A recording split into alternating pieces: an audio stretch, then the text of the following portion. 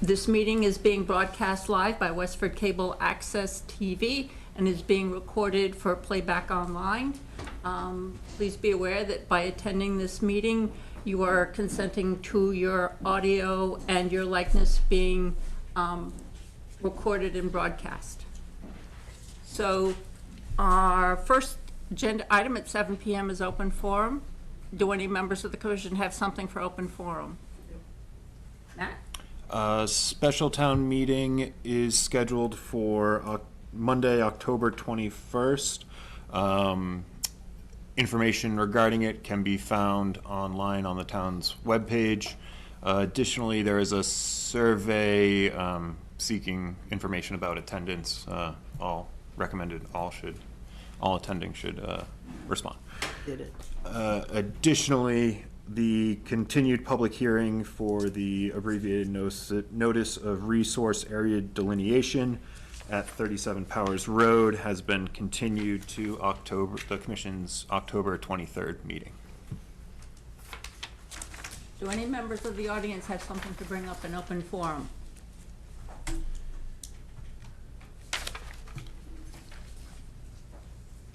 Hi, everybody. My name's June McMorrow, and I live on Kings Pine Road. And I wanted to just give you some follow-up. I had emailed to you and Matt some pictures. No, I'm sorry, it was a video a day or two ago of the, there's a red canoe on the, this is regarding the Stony Brook Conservation Land, or East Boston Camps.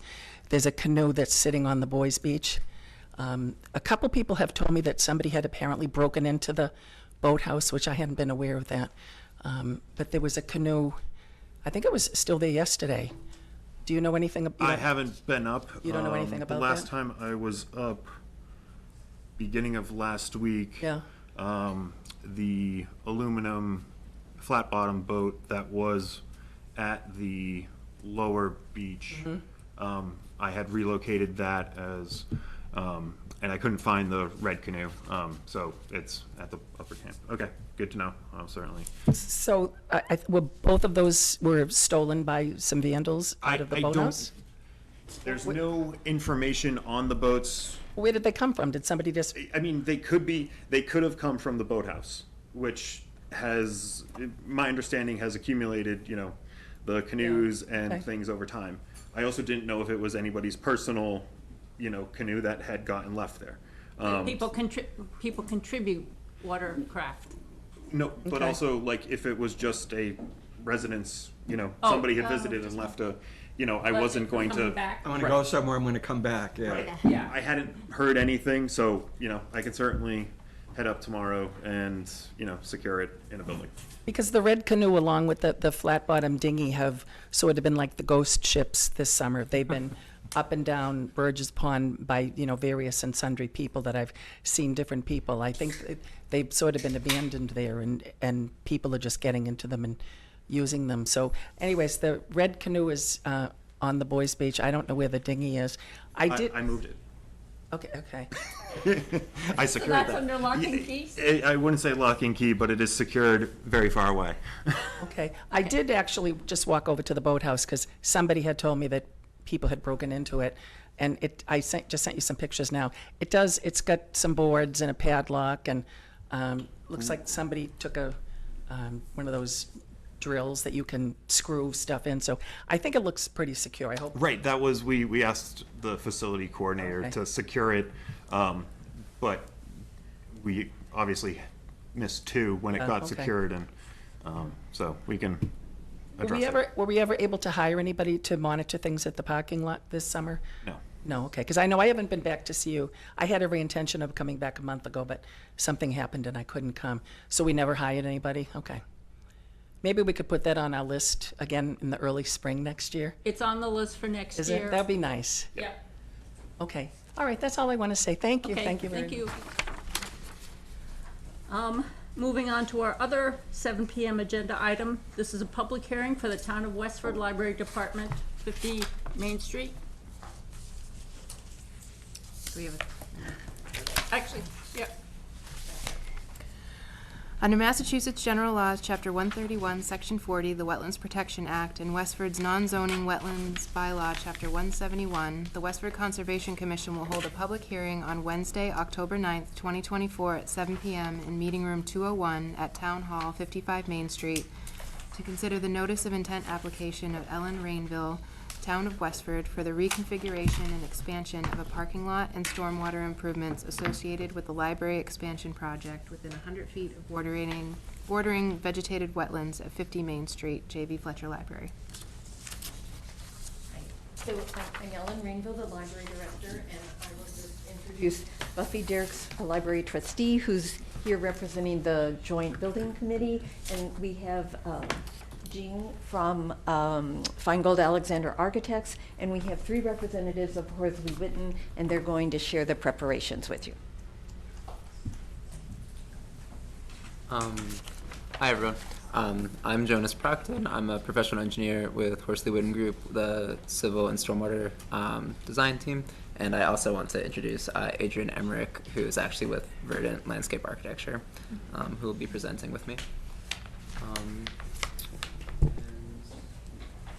And you have a chance to pull up the presentation. Yes. Okay. Oh, perfect.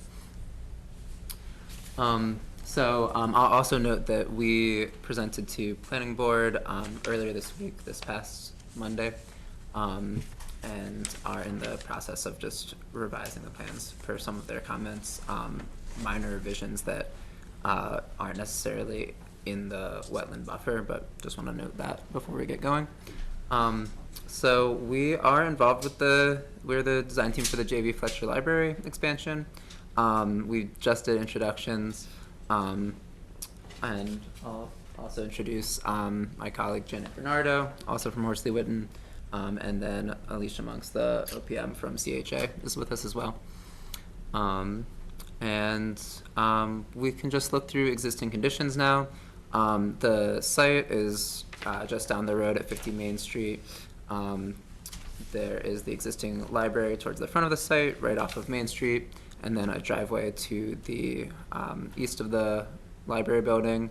To the west is the First Parish Church, and then at the rear of the site to the north is the existing wetland. The current impervious area at the site is approximately 0.85 acres, and then the wetland itself is not on the property, but the buffers of the wetlands fall on the property. Next slide, please, Matt. Thank you. The existing parking lot is not within the 50-foot buffer from the wetland, but it is within the 75 and the 100-foot buffer. And then existing drainage infrastructure catches runoff from the parking lot, as well as from 2 of the roof drains at the library building, and then directs those into an outfall in the wetland. That thing that looks like a pen is actually a laser pointer. Incredible. Planning board had a different one. Yeah, absolutely. So there we go. So there are the 2 in yellow, these 2 catch basins on site, or drain structures, and they direct runoff towards the wetland. And then here are the buffers. So red is this 50-foot buffer, purple is the 75, green is the 100. And so the existing parking area falls just outside of that 50-foot buffer.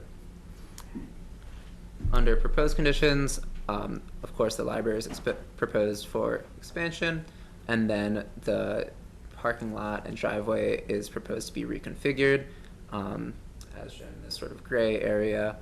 There's a slight increase in impervious area from 0.85 acres to 1.2 acres. The proposed parking lot layout is still outside of that 50-foot buffer. And if you could go to the next slide, please. So here's that 50-foot buffer. And then the proposed parking lot is still within that 75-foot buffer and still within the 100-foot buffer, and we'll look closer at the impacts momentarily. I'll also note, actually, it might not be quite yet, but next slide, please. Here's our resource area impacts. So no change to the 0 to 50-foot buffer area.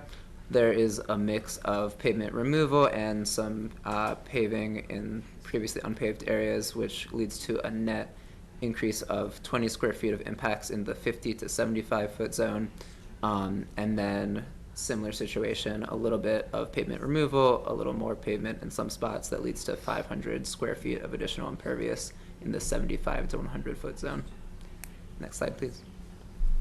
And then in terms of stormwater management, like I said earlier, the existing drainage just was directed to the wetland with no treatment. Under proposed conditions, we are showing a bioretention area that will capture runoff from the driveway entrance, and then a combination of detention and infiltration chambers, subsurface chambers, that will capture runoff from the proposed building, as well as from the majority of the parking lot. And combined, the chambers and the bioretention area will capture 1 inch of runoff from the entire site without discharging it, providing treatment before anything enters the wetland area.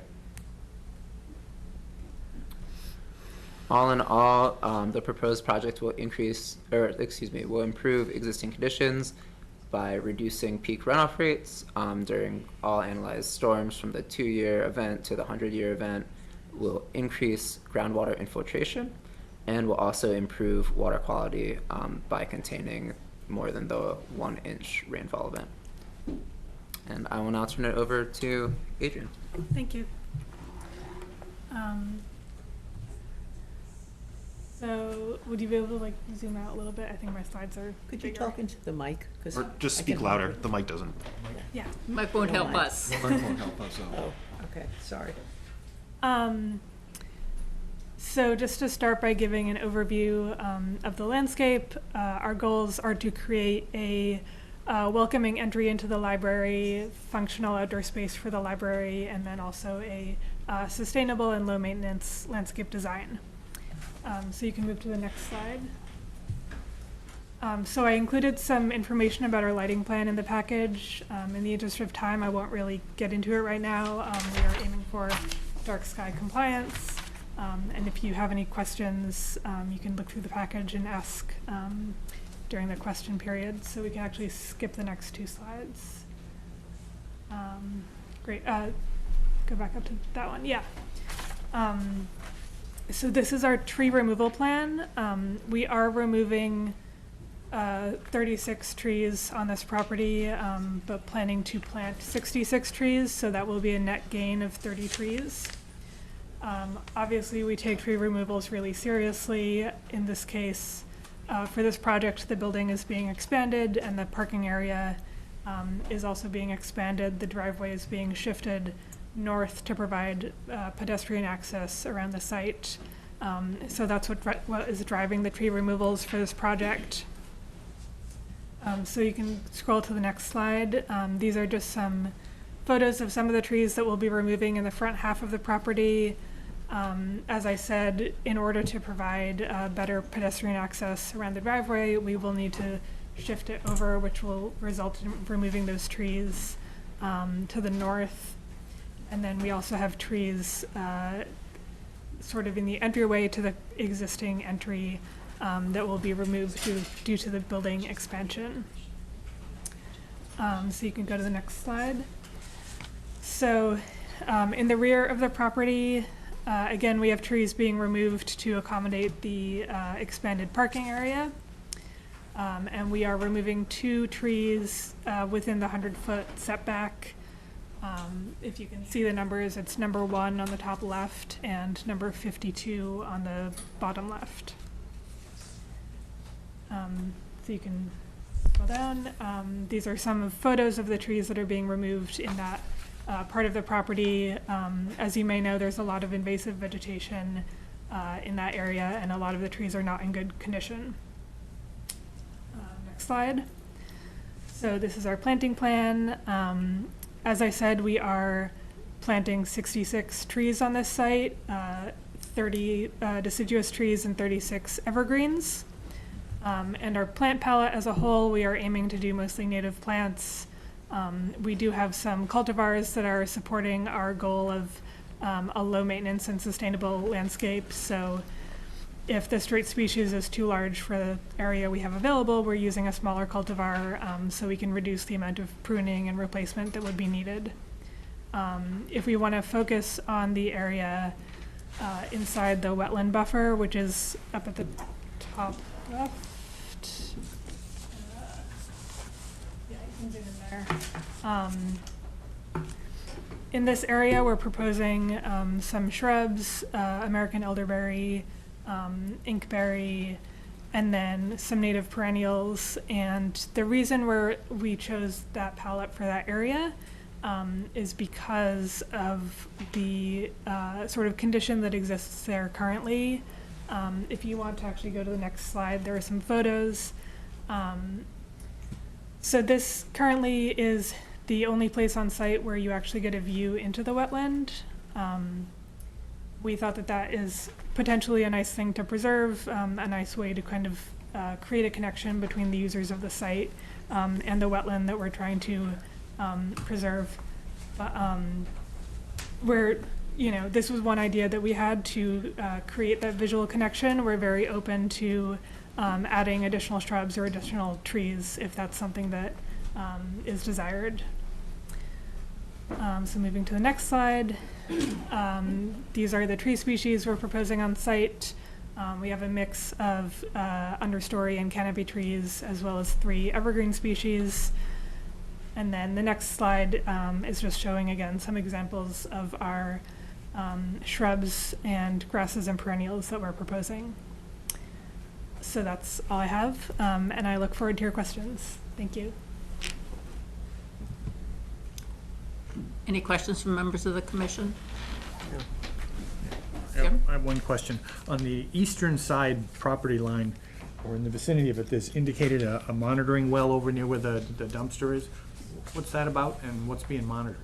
That's an existing monitoring well, so I am not sure what is currently being monitored, presumably groundwater levels. We would try to preserve access to it. So the well will remain in place through, in Through post-construction? Yes. There's no pipe or anything connected to it. No, so if it's a monitoring well, it presumably is just a pipe into the ground with no connection into it. And it might be used to monitor groundwater levels or potentially water quality. But I really don't know much. It's in the existing conditions, but it's also shown in the erosion control and site. Geothermal well. No, this is an existing well, Yeah. which is marked as a monitoring well. Monitoring well, it says, yeah. Because we're not the ones monitoring it, we don't know anything about it. But we will happily protect it because it's going to be, it's an existing parking lot, it'll be a proposed parking lot, but the well can stay. So presumably the town is monitoring it and we can get the information pursuant to Jim's Water question? superintendent. Yeah, just so that we know what's being monitored. What's the You know, it may purpose? not change anything, but it's a nice piece of information to have. I did have a question reading through when the operation and maintenance plan and talking about snow, where snow was going to be plowed, and it talked about being plowed onto a pervious surface. I couldn't find a location labeled that on any of the plans, and I was wondering. Where that was. Yes, exactly. That's a good question. We received a similar question from the planning board, and so we will be revising the O&M plan to designate where that snow storage location will be. Well, but it's also nice to see it labeled on a plan, because a lot of times this is where we go back to look, and it, you know, when you see it on a plan like this, it becomes very ambiguous as to where the snow's supposed to go. Provide a little guidance, you want to let them know what we don't want it usually to. Well, because so little of it, it's someplace where it will infiltrate, because my assumption is it's outside the buffer. Right, we would not put it within the buffer zone to protect the wetland. But- So likely either the east or west side of the property. So we'll be collaborating to make sure that we don't disturb any of the proposed landscaping. Yeah, well, and that was the other thing that I was thinking about, is because, you know, when we get a really large snowfall, one of the things might be, if the snow exceeds a certain amount, do we look at having the highway department scoop it up in a truck and take it elsewhere, as opposed to trying to find some place to pile it on site till it can all melt? It could also go, those 2 islands that are kind of on the end of that central parking area. We had, in our planting design, had been thinking that it could also go there. Okay, but does that affect visibility for people trying to back out of parking spaces? That would be a question for them. Yeah, but we'll it just, discuss these it. are, Yeah, no, you know, they're very it becomes good a series questions. of questions to ask. Right. Yeah. So, We'll okay. give it a little more thought and revise the plans accordingly. Thank you. Can I jump in real quick? Sure. Sorry. Janet Bernardo from the Horsley Witten Group. And in the back of the operation and maintenance plan, there's a figure. And typically, we would show on this figure where the snow removal is. As you noted, it doesn't show it right now. But this would, the operation and maintenance is something that we would give to the town, to the library, and this figure would be there, and it will show where the snow storage should go. Okay, and what I'm really looking for is for our project file. So when somebody, if Perfect. somebody comes back to us and says, you know, we're not trying to chase down an operation, Right. an O&M plan, we've got it in the file, it's very clear what we approved. Exactly. Thanks. Okay. Matt, do you have something? I do not. So Matt, I'm curious, stormwater, I know that's fine, parking's fine. You know, I see the sanitary pipe coming out the side of the building, goes out to Main Street, but where's the septic for it? Abbott. That's a better Across the question. street. Better question for them. I think it's actually out back. Out back, is it part of this whole, is I it think hooked into this whole system? That's my, We're part of the entire Abbott wastewater treatment. yeah, so. Size to accommodate the new, I think so. That was. I mean, I know it's always been very tight out there, so I was curious as to if it is tight out there, I mean, do we have, you know, enough room for it? We've been in correspondence with the wastewater treatment plant to make sure that there's capacity for any added flow. We're working with Superintendent Warren and about that. Because that's always been an issue with us about increasing the size of the septic out there. So if doing this is going to put increased burden on that, that would be an issue for us because it's already pretty constrained out there. Right, I mean, that is also under DEP's, you know, I'm assuming it's a DEP wastewater treatment. So, you know, they ultimately have the jurisdiction on it. And I know it did come up during the planning board's review from the health department. Just so again. I just didn't want to catch anybody off guard. Right, no, I think that comment's been made multiple times prior Okay. to the file. Any comments or questions from members of the audience?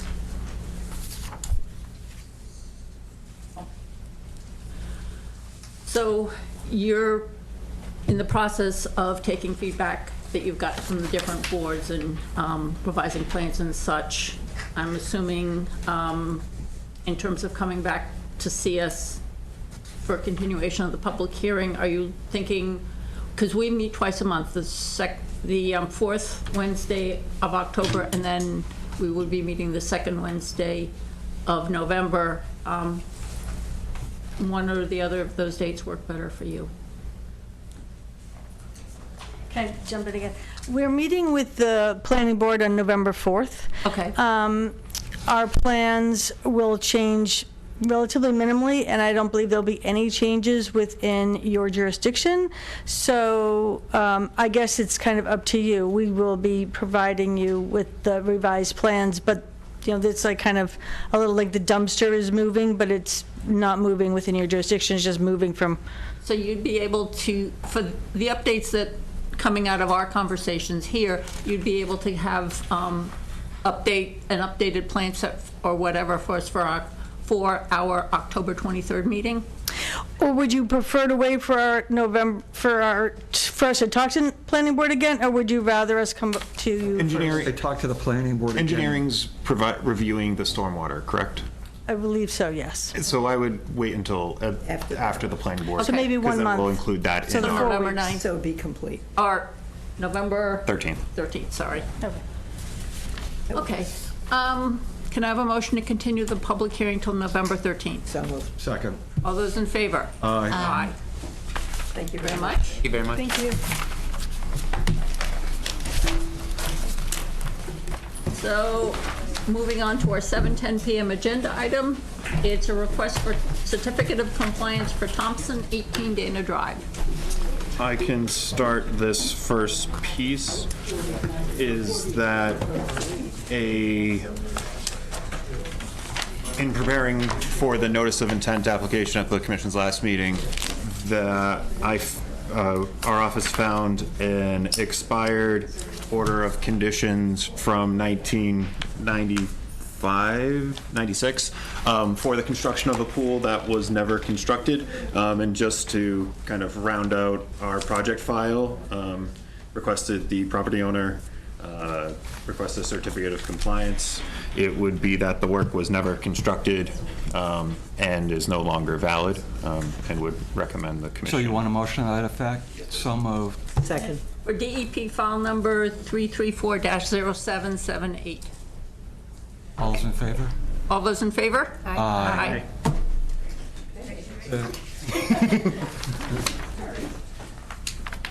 Okay. And then we have a continuation of the public hearing and issue order of conditions, also for Thompson, 18 Dana Drive. So a copy of the draft special conditions was provided to the property owner and their representative. They're here tonight. Are there any comments or questions on what was proposed? I have one question. Okay. On condition 29, it mentions conservation placards being installed at some point. Where was it? That's kind of a standard. Right. Oh, that But we're- it doesn't talk about perpetuity, and I'm wondering if the... Right, we're not, if the I don't think plans- we actually, the plan doesn't show them. The plan didn't show any conservation. That's just a kind of standard schedule item that more often than not I catch and remove. Okay. Obviously. So it's not applicable for, So that bullet, that task item in the list of bullets on condition 29 should be removed? yes, we can if the, Just the one that has the placards. yes, Okay. if I find it, installation It's of. about 2/3 the way down. Yep. Right there. Okay. So we'll remove. Only question. Removal. Thank you. Okay. Which one? Installation of fence and placard. Condition 20, yep. Okay. And also, just updating the first finding that a certificate of compliance was issued, dated tomorrow. Okay. And the applicant has reviewed special conditions and has no comments or questions? Okay. Can I have a motion to issue the order of conditions for DEP file number 334-1860 as As amended? amended. So moved. Second. All those in favor? Aye. Can I have a motion to close the public hearing? So moved. Second. All those in favor? Aye. Okay. Moving on to our 7:15 PM agenda item. It's a request to work after December 1st by Newport Construction for the Boston Road right-of-way. I can handle this one as well. The town's contractors for the for the Boston Road project, where they're installing stormwater structures from the town center down to Lakes Hill Road, the town received their proposed schedule.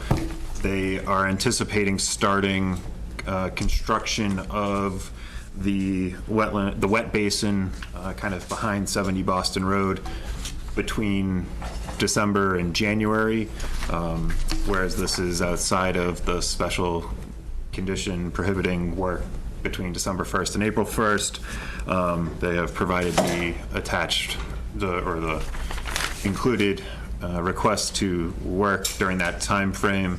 I would respectfully request the commission consider approving work from December 1st through February 14th.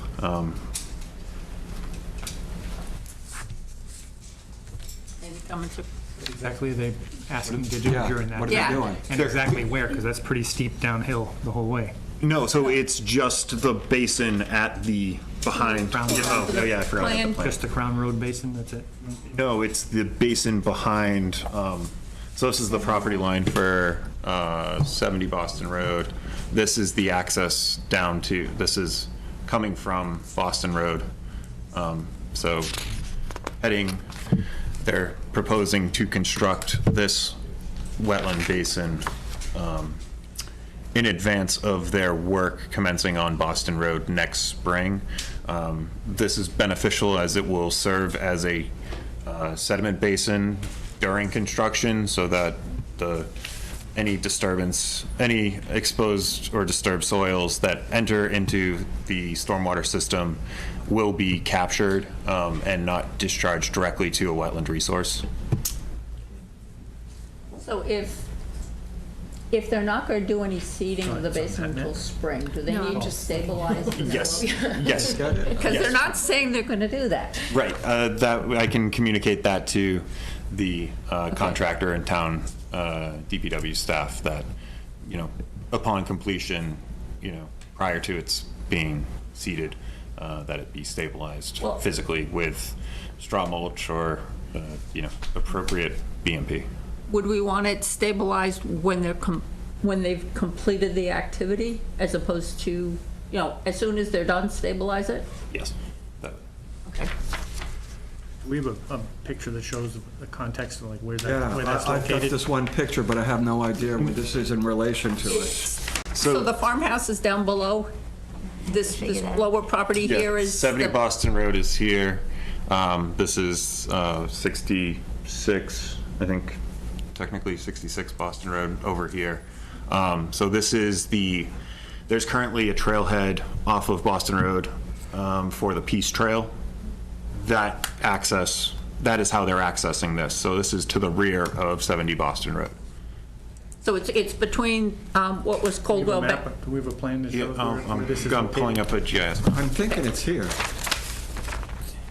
So, behind here? I still can't figure it out. Looking Are at they the, coming down? Looking and- at the agricultural restriction map? No, that's not the. We're off that property, I believe. Yeah, this is, I thought this was located off of Boston. This is on town of Westford, Near Crown, it's behind the farmhouse and the barn, the way red, over there. where it says Corporate Real Estate Realty Corporation. yeah. So, freeze. So the wetland basin is, so Boston Road, 70 Boston Road, this corner is, Yeah, the plan is rotated 90 degrees. The that's the detention the basin. detention basin is being constructed in this location. And the access to it is through that town property there? Yes.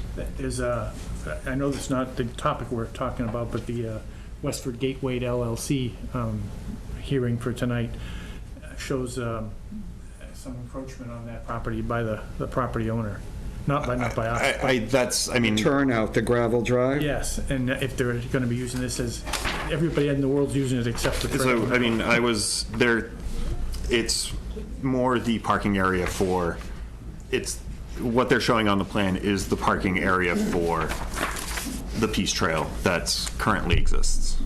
So It's not, The gravel road that accesses it's it. blocked by concrete blocks. Could I ask people to speak up or speak into the microphones? the microphones don't help you. Yeah, it That's for doesn't help. That's for Westford Cable Access TV. Okay. So we need to talk louder. Just, yes, please, because we Okay. can't hear you over here. Okay. Closer. So this is the location. This is the location here of the proposed wetland detention basin. Okay. How So, are they gonna access it through this strip of town land here? Because there's encroachment here, about half of the Okay. road. And what are they gonna have to bring in to do the digging and the activity? A backhoe, a large backhoe of that's some it. sort. I'm sure they're removing material out of there. Yeah. it's a 50-foot wide strip. From the plans, it looks like about half of it is being encroached upon. But is that parking for the Peace Trail?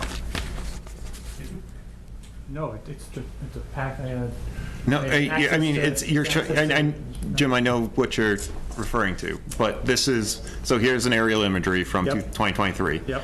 This is the gravel, this is what is being shown. Yes. These concrete blocks now continue entirely across. Oh, There's a okay. continual line of this.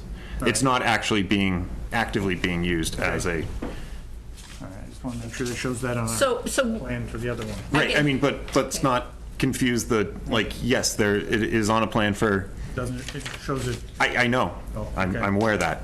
So there'll still be Let's- trail access ability here after this Yes, detention after, feature is put in? yes. There's proposing actually pave, or maybe not paved, but a stabilized surface, more formal parking for the Peace Trail. Newport Construction is proposing that. Yes. I'm Okay. okay with it.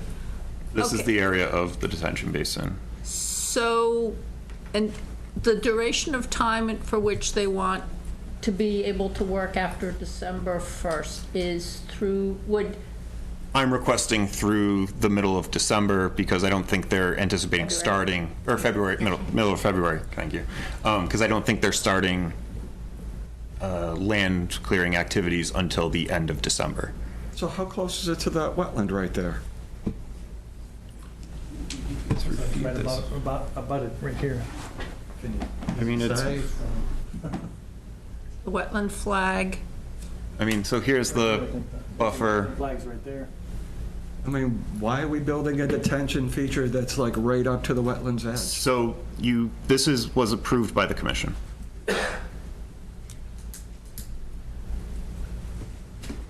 Say it again? This was approved by the commission as a part, and this is the approved plan Okay.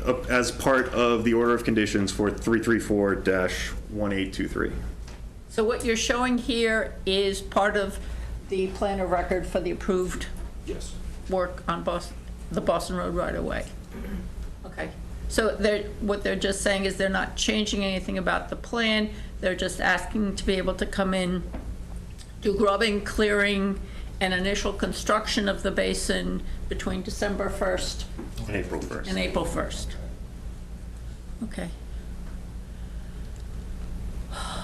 So can I have a motion to approve the request to work after to work between December 1st and February 15th? Sure. With the condition that as soon as the basin is constructed, the slopes are all stabilized? Do I have a second? No? Okay. So we want them to wait until April 1st before they start doing this work. I can certainly have either a representative from Newport or the town's engineering staff, if that would be Might not be a bad preferred by the commission. That way we will have heard all the sides. Okay? They should indicate exactly what they're gonna do with, like, if what you've explained makes more sense than what their letter says. The letter just says they wanna work after December 1st. You've put a start and an end date on it and indicated what they'd be doing, where. Well, I mean, typically the commission puts the, typically. What are they asking? The requests that come in, the commission, it typically is approving work for 6-week periods or, Whatever, yeah. For whatever is being requested, but But there's not really a request that tells, Okay, so you would prefer, they elaborate a We're little bit looking for better. more, Okay, so we're looking for a More clear explanation specificity. and somebody come and answer questions. some more specificity. Okay? Sure.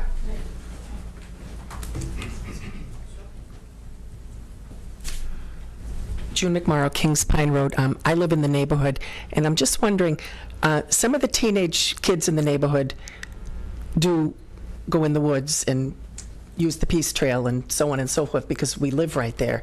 So I'm just wondering, this is going to be going on for some time. So I would probably, I'll tell the kids not to go over there. So it'll start like I after. mean, I'm assuming, I would anticipate there being construction fencing, limiting access. And you're saying there's going to be like a backhoe, there'll be some heavy equipment in there and, And this is construction work that would have been happening in the spring. They're just trying to get a jump on things. So yeah, this is work that's already been reviewed and approved Okay. for the Boston Road project that's going to happen over the course of 2 years. Okay, but it'll be fenced off and there'll be signage. I'm fairly certain they will fence off and, Okay, That would be another That question doesn't we always asked them. stop the kids, but, You can say something. Yeah. okay, all right. But yes, if people in the neighborhood have questions, it'll be on the agenda for the Okay. next meeting like it is here. and Okay. People can come and ask questions. Thank you. Okay. Okay, so that will be coming back to us on At some point. 1023. 10/23. Moving on to our 7:20 PM agenda item, it's a public hearing for Westford Gateway LLC, an unnumbered Boston Road parcel. Under Massachusetts General Laws, Chapter 131, Section 40, the Wetlands Protection Act, and Westford's non-zoning wetlands bylaw, Chapter 171, the Westford Conservation Commission will hold a public hearing on Wednesday, October 9th, 2024, at 7:20 PM in Meeting Room 201 at Town Hall, 55 Main Street, to consider the notice of intent application of Westford Gateway LLC for the installation of fencing and associated agricultural uses and a vegetable garden within 100 feet of bordering vegetative wetlands at an unnumbered Boston Road parcel. Hi, good evening. Maureen Harold, North Environmental Services. I have a lot of plans for you. That makes it a little bit easier to read. I'm sorry, I just... I gave you. Thank you.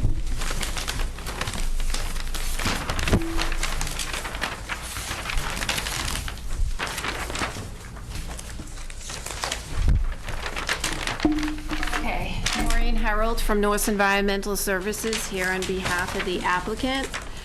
So we filed a notice of intent with the commission. This is a limited project to install fencing for paddock area number 4 and a vegetable garden within the 100-foot buffer zone.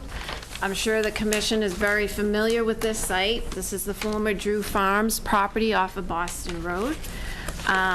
This site has 3 agricultural preservation restrictions on it, meaning that essentially the only use for this property is for farming. And we'd like to use this property for farming. The project proposes fencing for a cow paddock as well as a vegetable garden that's shown within the 100-foot buffer zone. No trees will be cut, no grading is proposed. The farm plan intends to raise animals, including Angus cows, chickens, goats, and swine. In addition, the farm will be incorporating some horticultural uses, such as fruits, vegetables, and berries. The intent is to produce and raise some agricultural commodities for commercial purposes, including chicken eggs, vegetables, fruits, goats, and cheese. So essentially, we're here tonight to hopefully have the commission acknowledge that this is land and agricultural use. We'd like to use this land for farming. And I can open it up to the commission with any questions or concerns. No questions at all? I have just one. Sure. Could you update it to show the, to remove the encroachment on the town property? Right, yes, right there. Or to show the concrete blocks that are, Apparently, there's a concrete block Yeah, line. he wants this area right here modified to show the concrete block. Okay. We can add the concrete blocks, not a problem. And remove the outline of a gravel. Oh, that turnaround. Gravel drive. Well, but if that, if that gravel drive is used for the Peace Trail, for parking, for use, access to the Peace Trail, do we want to eliminate that parking? I mean, if All that. I want to do is respect the property line, that's it.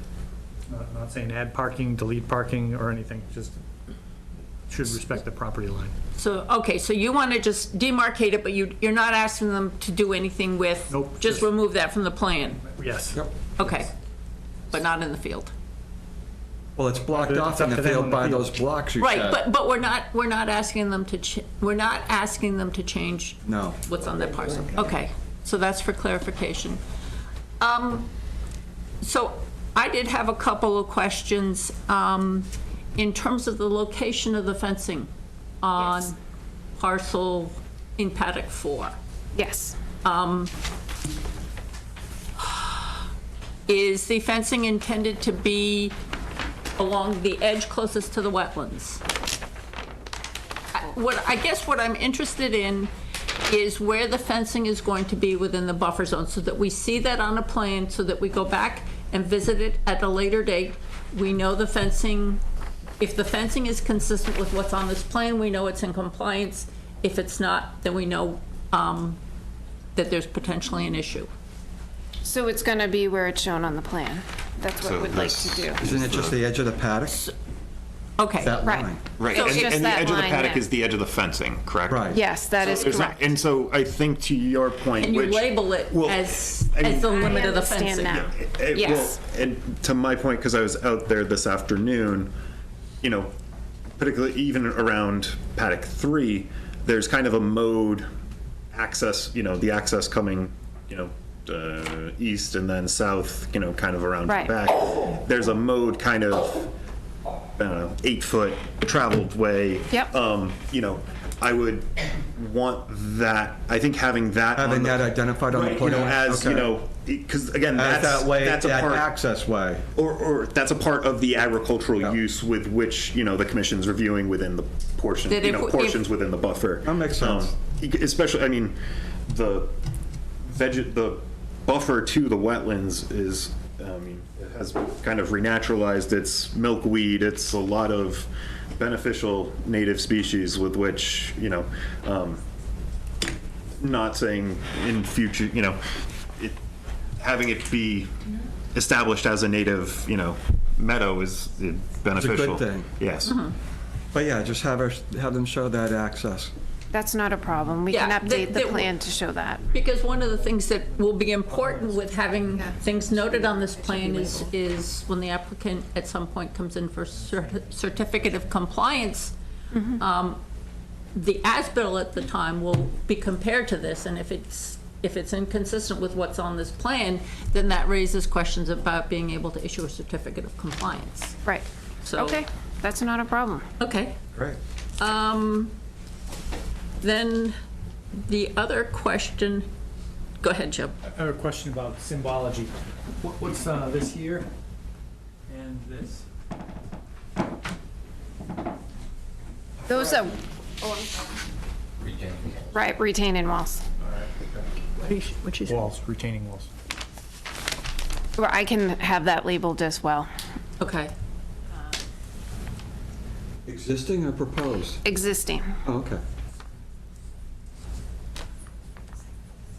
One of the questions that I had also fed back through Matt was, you know, there was, part of the language of the filing was that herbicides, pesticides, all of those things would be used in accordance with state and federal regulation, and stuff like that. And I know that a lot of times restrictions on when something shouldn't be used in proximity to wetlands is issued by the manufacturer rather than as part of a state or federal regulation. You had replied that they don't intend to use pesticides or herbicides. Is that something we can just put in as a finding in the order of conditions? Or what I'm trying to do is make sure that everything that's discussed here and agreed upon between the applicant and the commission is documented in the project file.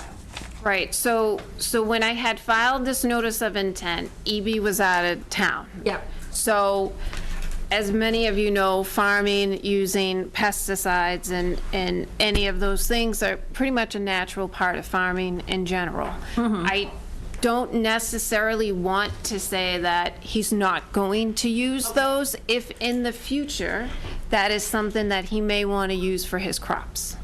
However, when I spoke to him today on the phone, he says, no, I'm not planning on using it at this point in time.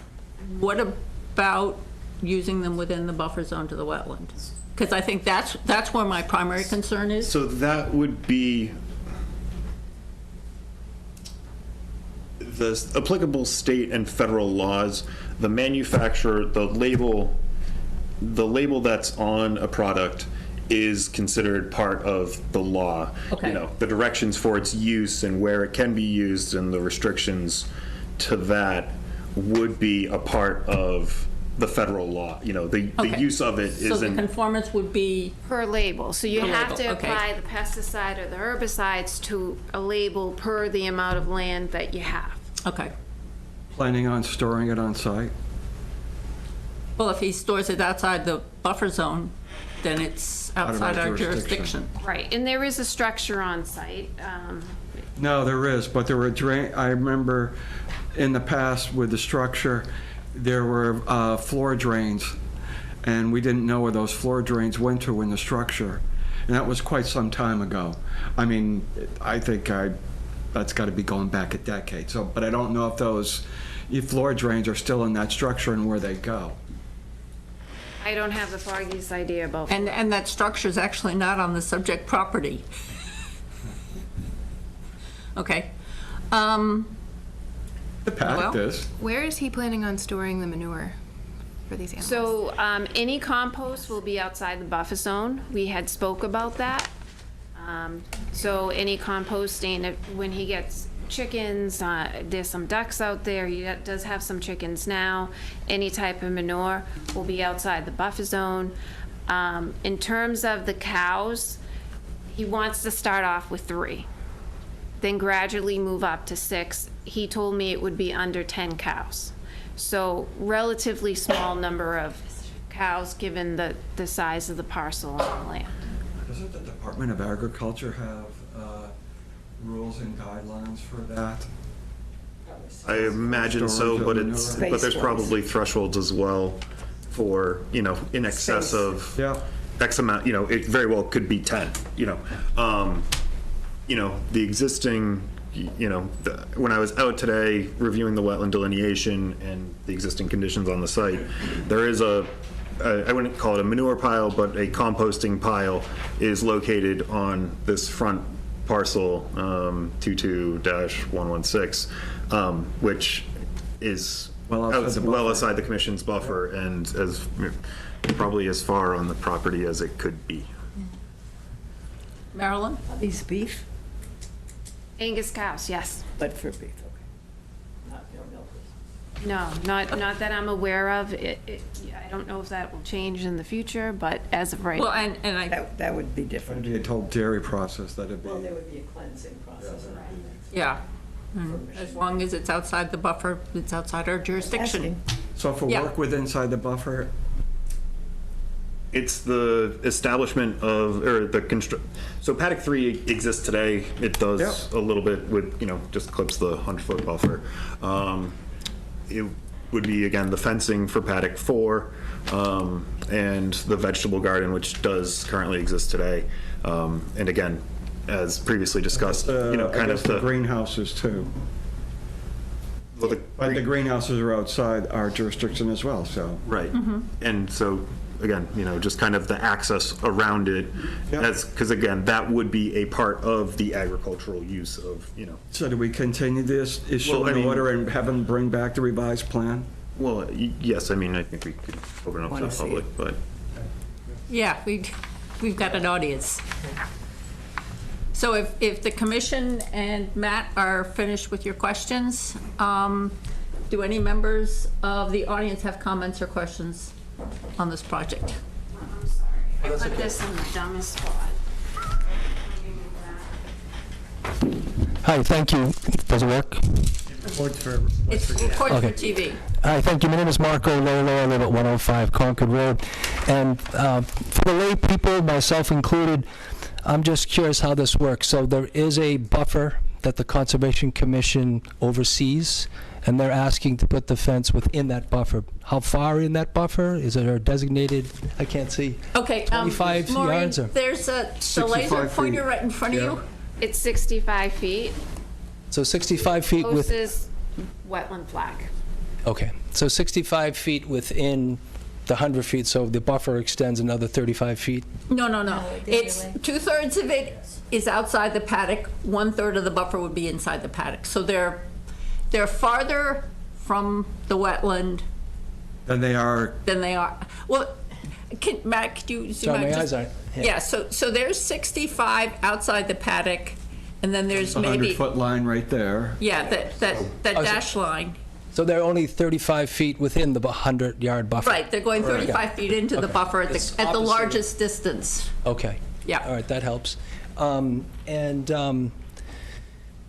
Your only concern, you talked about pesticides and herbicides, and someone did bring up manure. So if there's a small herd of cattle or other animals, goats perhaps, swine, in that area, the fecal remains of those animals will just stay on the ground, and that's not Decompose. that's not a concern to the Conservation Commission, the nitrogen potential loading of the wetland. I'm just curious as a layperson, because there's a lot of land to the left of this, and I'm just curious why that's not considered as a great place to, have grazing cows and grazing goats. mean- There's a whole large area to the left that's Yes. away from the wetlands. And I'll just add that I'm aware that there has been some concern with odors since animals have been brought to the property, and those concerns seem to be increasing. So, to my mind, if we move further away from, Well, Actually, this is the purpose for this which is this the land was whole- intended for. But this is also the whole area that would be used for that paddock. So only this small slip here is within the wetlands. Within our The rest of jurisdiction. it, yeah, that whole oddly shaped, multi-sided thing is going to be the paddock where the cows would be. And so the bulk of where the cows will be is going to be outside the buffer zone. okay, great. Yeah, So, that was yeah. my- Just And- that little, basically little- smile or whatever in there, it's, Yeah, within our and we see jurisdiction. this a lot of times with homeowners wanting to put lawns that encroach similarly into the buffer zone. Sure. This is not an unusual circumstance of approved use of a portion of the buffer zone. Okay. So my question may be more a result of my failing eyes and inability to read. So thank you for your Okay, information. no, nothing Okay. further to say. yeah.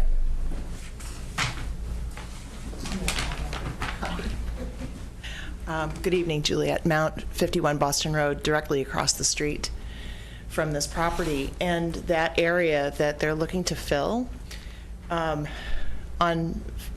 in rainy periods, the water from the stream that goes through there does flood into that area. So if it's going to be used for any sort of grazing, there needs to be a berm. Is there a berm in the plan? There is a berm in part of it, so,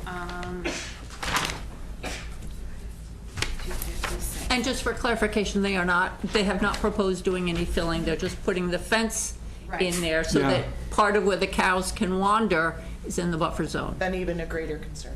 we Because have, it will fill with water and then end up in the wetlands. we have at least yes. a 35-foot wooded buffer to the BVW. So we do have not only a buffer, but we have a wooded buffer to the BVW from the tree line. Tree line is Right. Right there. here, yeah, sorry, eyes are failing me. You have the grade lines on here. I mean, they're much They are fainter. on the big plan, you can see them. Yeah. And they're, Okay, yeah, because I'm, in terms of understanding the portion of the paddock that's in the buffer zone, It does grade down that way when you look at the grades. Yeah. I think the intent was to minimize any and all work within the buffer zone. To hopefully achieve and approve a paddock. And, if we do create a berm, we're gonna be encroaching closer to the buffer zone. So the thought was, let's try and stay away, as far away as possible. It is wooded. well, and between the edge of the paddock fence and the edge of the woods, that's grass vegetation? That would be an area that would not be mowed? I think part of that is that there's that mowed pathway that Matt was talking about earlier as an access way. So Okay. it's vegetated, but it's not trees. That's where it might be helpful to see, indicate the area that would be the mowed pathway on the outside of the fence. Okay. In terms of farm access to that, and that if the area beyond that is left in a meadow state, so the grass is growing, that, that will help with uptake from any nutrients that happen to flow out of the paddock? Partially, yes. And that's what we see in all residential when people are fertilizing their lawns and stuff like that? Fertilizer and all from lawns is a different topic that we can talk about another day. What I would suggest is, though, that a berm be considered, because there is waste, animal waste. It's not just fertilizer that's been processed and managed to be less toxic. Animal waste that would go directly into that stream bed when there are heavy rains, which we know the global climate is changing and we have much more severe storms than we used to. Perfect example happening down south right now.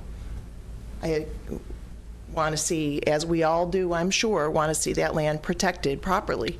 I think it's great that it's going to be used as a farm. Fantastic. It's been far too long that it's sat idle. It's wonderful.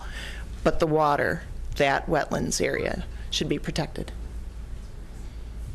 I don't think we disagree. Great. I don't, but I don't know if the berm is going to Is the be the answer? proper method of protection. Okay. You know, typically distance from the wetland and the ability Vegetation. for uptake within that buffer zone is something that I think we feel is appropriate here to probably be able to take care of the nitrogen loading that you're worried about occurring in paddock 4. Additionally, not that I want to bring back up the Boston Road project, I think currently there are 2 catch basins at the corner of Boston Road, and I think they just discharge off onto this property. So It won't be once it's So that will reduce, constructed that will reduce the overland water flow? yes. into paddock 4. Yes. So right now there's a wooded border, there's a tree line there. Yes. Would increasing the types of vegetation there that will help to capture nutrients, retard water flow, would that be something that We should consider.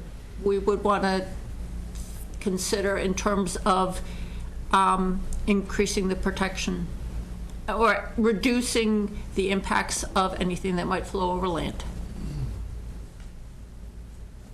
I guess you can, mention that to, Is it something we would want to see? Would we think it being helpful? Maybe. yeah, hard to say. Okay. I'm looking at, we're treating bobbies. I know that when we did the golf course, Butterbrook, and they were raising livestock out there. And even though it was rare and endangered species habitat and they were right up to the wetlands edge, they had an agricultural exemption. So given the distance that I see right here and the amount of livestock that's being discussed in the context of what we've seen, It doesn't it doesn't rise to that level, It doesn't pose that significant that risk. type of risk. Okay. Can I add something? Of course. Sure. June McMorrow, Kings Pine Road. We had issues in our neighborhood. I live on Kings Pine Road, and I think it's the same stream that you're talking about. We had several bad rainstorms last year in July, and I did have to get the highway department. They were very nice after the fact. They came down with the backhoe. That stream washed out. It goes under Kings Pine Road, and what happened is it was so backed up that there were rocks and sand flowing down Kings Pine Road and then down Crown Road. It was quite a sight, and I would hate to see that happen with. So the subject property is down here at the bottom of the page. Yep. The stream, I'll find a better map, sorry. This is, hard to, that's not great either. Go back to this. The stream that discharges, the highway department had to put a cone out last winter, I think, right on this interior corner. And this is also, again, a place where the proposed Boston Road project is there's a treatment something, yeah, a stilling basin or something. This is the stream that they're, I think, discussing. It goes underneath Kings Pine Road, so it comes down from Boston Road and behind the properties here. I don't think runoff from this property is, So you think the runoff to, any contribution from Boston Road to this property would be from another outlet on Boston Road? yes, from, In that I'll area? have to look at the plans again, but Okay. I recall the assistant town engineer discussing currently the limited stormwater management of Boston Road. And I recall something in this general, which is There may have this been area. more than one. I mean, that water gets quite high, and I would check the properties that are the other side of the stream. They certainly would likely take on water as well, because it's coming up. Where the dotted line is, the lowest point of that dotted line, the water comes all the way up to that point. It comes in heavy rains. It absolutely fills up to that point. You mean this dotted line? No, further down. Keep going. With Right 100 there. foot The buffer water zone? will come to halfway up the field. Absolutely does. And that is where if you're going to be pasturing there, that will end up in the water that goes into the yards adjacent. If there isn't some way to Water separate goes it. all the way up there, wouldn't, and it does it with some frequency. Wouldn't we be seeing some sort of, Well, and actually, did we use, was this wetland delineated solely on vegetation, or was there also 12 feet checking deep down at the soils? wet. To make sure we're not dealing with a wet meadow. Right, so I believe it was both. Okay. And I can get that verified. Okay, yeah, because if you, Matt, have we gotten that wetland delineation information for the project file? Because I think Was that's it what- submitted? The wetland field, the field No, data but I sheets? can No. get the data sheets. Yeah. if the Okay, commission- yeah, that would be. Yeah, that would, because what we're talking about here is if it does get inundated on that regular basis, it would affect the soils to the point where they become hydric, and then it would show, so what we just want to confirm is that it hasn't occurred enough to turn part of the meadow into a wetland. and then be under our local jurisdiction. Correct. So, Okay, okay. So there's more to this conversation. okay. Thank you. Where is he gonna have shelter for these animals in these paddocks? Yeah, where's the barn? He doesn't show a barn on here. I don't know if a barn is going to be in the future. I know if there is going to be a barn, he's not proposing it within the buffer zone at this time. So these. I think they're currently going in the building, right? Yeah, what he has right now, but in terms of as he gets more, Yeah. When it gets up to 10. And, Right. and this would, the paddock would be used 12 months of the year. So Yes. they would also be either somewhere on site during the winter months. right. Hi. Diane Plenty of Hendricks, Mm-hmm. room there. Okay. Crown Road. I have a quick question, and I know this is not exactly your wheelhouse, but doing a quick Google search, you need 2 acres per cow, and that's not happening there. So who do you? What where was did your that come from? Google search source? Massachusetts. Massachusetts, how many acres does a cow need? Was that, what was that on a state website? Was it, and would that fall under the health? Dairy cow stocking rates, UMass Extension. So maybe that's a suggestion. I don't know. I don't know if it's a regulation. Well, I guess the question that I have, I know they're not dairy cows, and that could change it a little bit, but 10 cows is a lot. So who do I talk to? Because I have questions about the pigs, the amount of pigs, and also the fact that these animals will be grazing on land that's been contaminated by orchard pesticides, and then you're putting animals on this. So I kind of, who would I talk to about that? The board of, I would have to double check. I know Board of similar conversations came up with the select board previously, and I'd like time to Okay. investigate and provide an answer as opposed to on the spot. Okay. Okay. But, yeah, so that's another, but in terms of what the Board of Health covers, I would have to, okay, so there are things about stabling horses and other things where it becomes under the Board of Health as opposed to under the State Conservation. has Yeah. regs too. Yeah, the state has regs, So, you know, Department of Agriculture yeah. right, for I the mean, state. but it's, And then there's local jurisdictional. Yes, and And I I, guess I'm trying to just figure that out. okay. So yeah, the state and, So should I contact you, Matt, in about a week? included in the next meeting packet. yes. How about that? Okay. Any more comments or questions? So, for the next the continuation of the public hearing, there's information you're going to provide. Yes. Would October 23rd meeting be within the timeline for you to provide that information so that we can review it ahead of the meeting?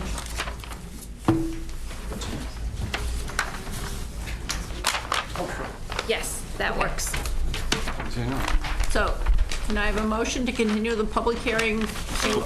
Would Okay. the commission like me to draft special conditions for the review? Sure. You might as well. Yeah. You know, If we have more if we have the questions, we put ability it, to issue at our next, we would. If we need more then we'll buy info, more we'll time. Yeah. have them. Just you know, want to have them ready. get the commission's feelings That's before. also being fair to the applicant. Well, and then also, it gives us the time to review it and think Yes. about it, and Yes. it may raise more questions. Yep. You know, I will say something about, where we have Spalding Estates, used to be the piggery. Yep. You know, they had pigs there for some time. There was never an issue with nitrates. They had some pretty steep, the only issue we had with nitrates is when they had a blowout. Remember, and it went down into the But was that wetlands there- below. that But that was- was very steep. And, those wetlands below weren't impacted until they had that release from that reservoir. So, But that was a release from a manure pile as opposed to just a paddock? right. Okay, so, yeah, Joel's had a piggery with the golf courses. yeah. Yeah, I was just, trying to Yeah. put that in context too. And Yes. trying to think of different situations in town that, something similar has happened and we haven't had Stabling of issues. horses. Yeah. Now, and we've worked Yeah. things out too. Yeah. To be continued. So can I have a motion to continue the public hearing to October 23rd? So moved. Second. All those in favor? Aye. Just to let people know, you received a mail notification of the initial public hearing. There are no subsequent mailings, so you heard it here. We'll be back on October 23rd. Then.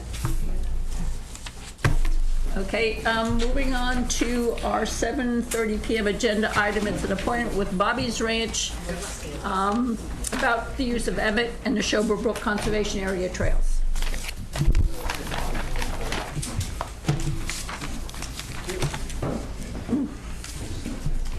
I can certainly start.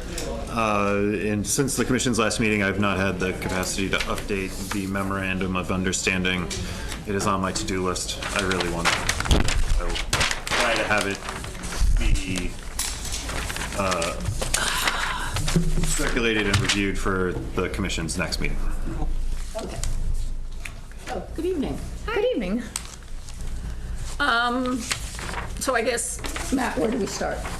So received this attached kind of colored map today from Cassie, if you guys can give your names for the meeting. Cassie, sorry. And if you could use the laser pointer, kind of just explain the coloring and what you've. So we got this part off of, what did you call it? She had it anyways printed, and it had like a dark green that people generally use. Oh, you can't see, I'm sorry. No, it's okay. I should have worn my glasses. This was the This- original, yeah, so yeah, this thanks, is Matt. what- So we kind of went off of that as all the trails that we don't use Yeah, anymore. it was off the town website. So I left those in like a green color. I just went over it with a different green and then put like a key in down bottom to try to simplify it. Haven't used, so like this side of the pond, is it the north side? And then this purple trail would be the proposed path to get to Audubon. So this is where it's a little close to Kennedy's, right where the green, sorry, I'm so shaky. So purple would be where we would request to be able to get to the Audubon to Texas Road. And then this is what we call Big Desert. I had to write it in so that we aren't confused because you guys have it labeled as Little. We call Little Desert Vinebrook. So that's like a sandy area too. So that's the one we call Little Desert. So to simplify it for us, I put Big in there. So anyhow, if we could get into these trails, we'd be happy. There's a cornfield right here that we used to be able to ride to from these trails. If we could come in to use these trails and then we could go back out the same way. Avoiding Kennedy's, this is the marshier side of it. So ideally, this would be the trails we would like to be able to get to, but that's too close to the water. So we assumed we'd come on this side.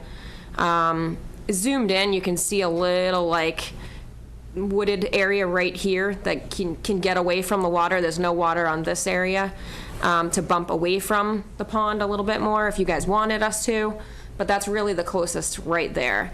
And then Kennedy's we use pretty regular, and then all these I did put in the numbers. Me and Teresa tried to figure out what numbers for lots that we kind of cross on.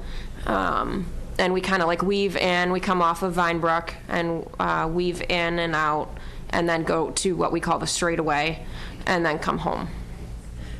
I think this is us down here. Yes. Somewhere, maybe over here. Anyway. Maybe that house, right? Yeah, maybe right here. Okay, that certainly helps. And so you go down Texas Road to get to the. Okay, Yep. that was something. That was a question I had. Just kind of again trying to understand the overall. Where we're going. Yeah. Yep. Okay. And in terms of naming of some of the trails on the Conservation Commission, in a discussion with the chair who had a really good idea,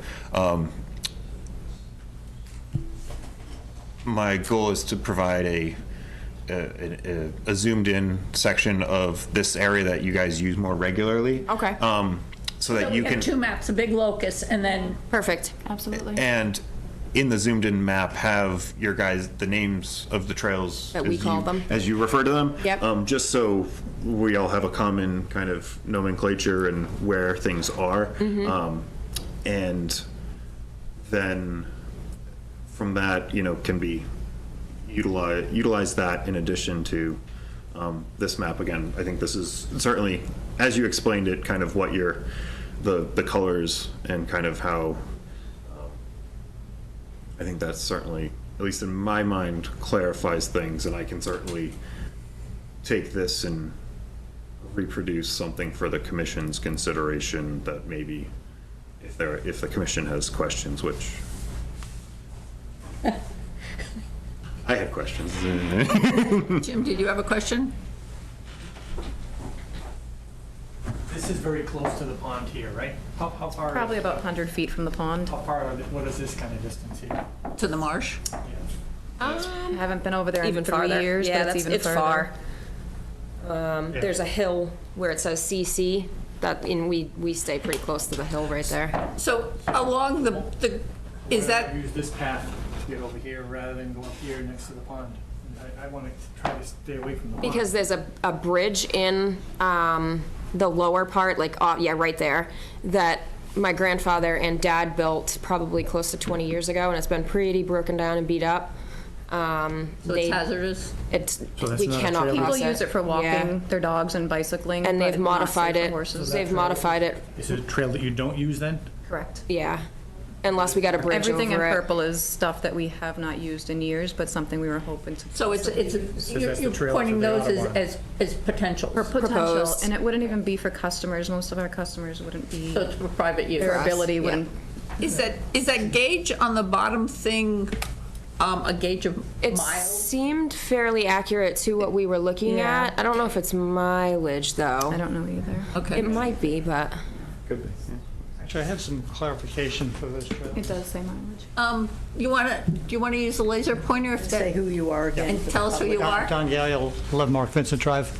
So yes, so this trail that you're talking about here that goes by the pond, that actually has a bridge that's even worse than the one that you're talking about. It's skinny and it's falling apart. But it's drier over there, so the horses. I No, think, it goes under, well, it goes over Nonset Brook. So you're still going over a brook, not the Shober Brook, it's the smaller brook, but it's still, you're going over water.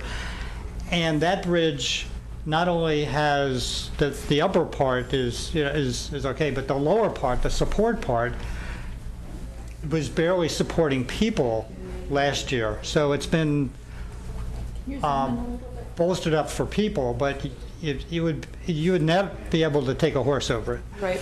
And also, there's a big pine tree that's hung up about 7 feet above the ground on the way to that bridge. Really? So you're not going to be able to get a horse, certainly a rider on a horse over that. And it's, it's in a dangerous spot, so the Conservation Trust doesn't take out trees I don't that think are that's hung even- up yeah, I think that's above Audubon above land, head. too. Right. Right. So that path that you're talking about that goes by the pond and then down, that's the Esker Trail and the Nonset Trail combined. That's not workable.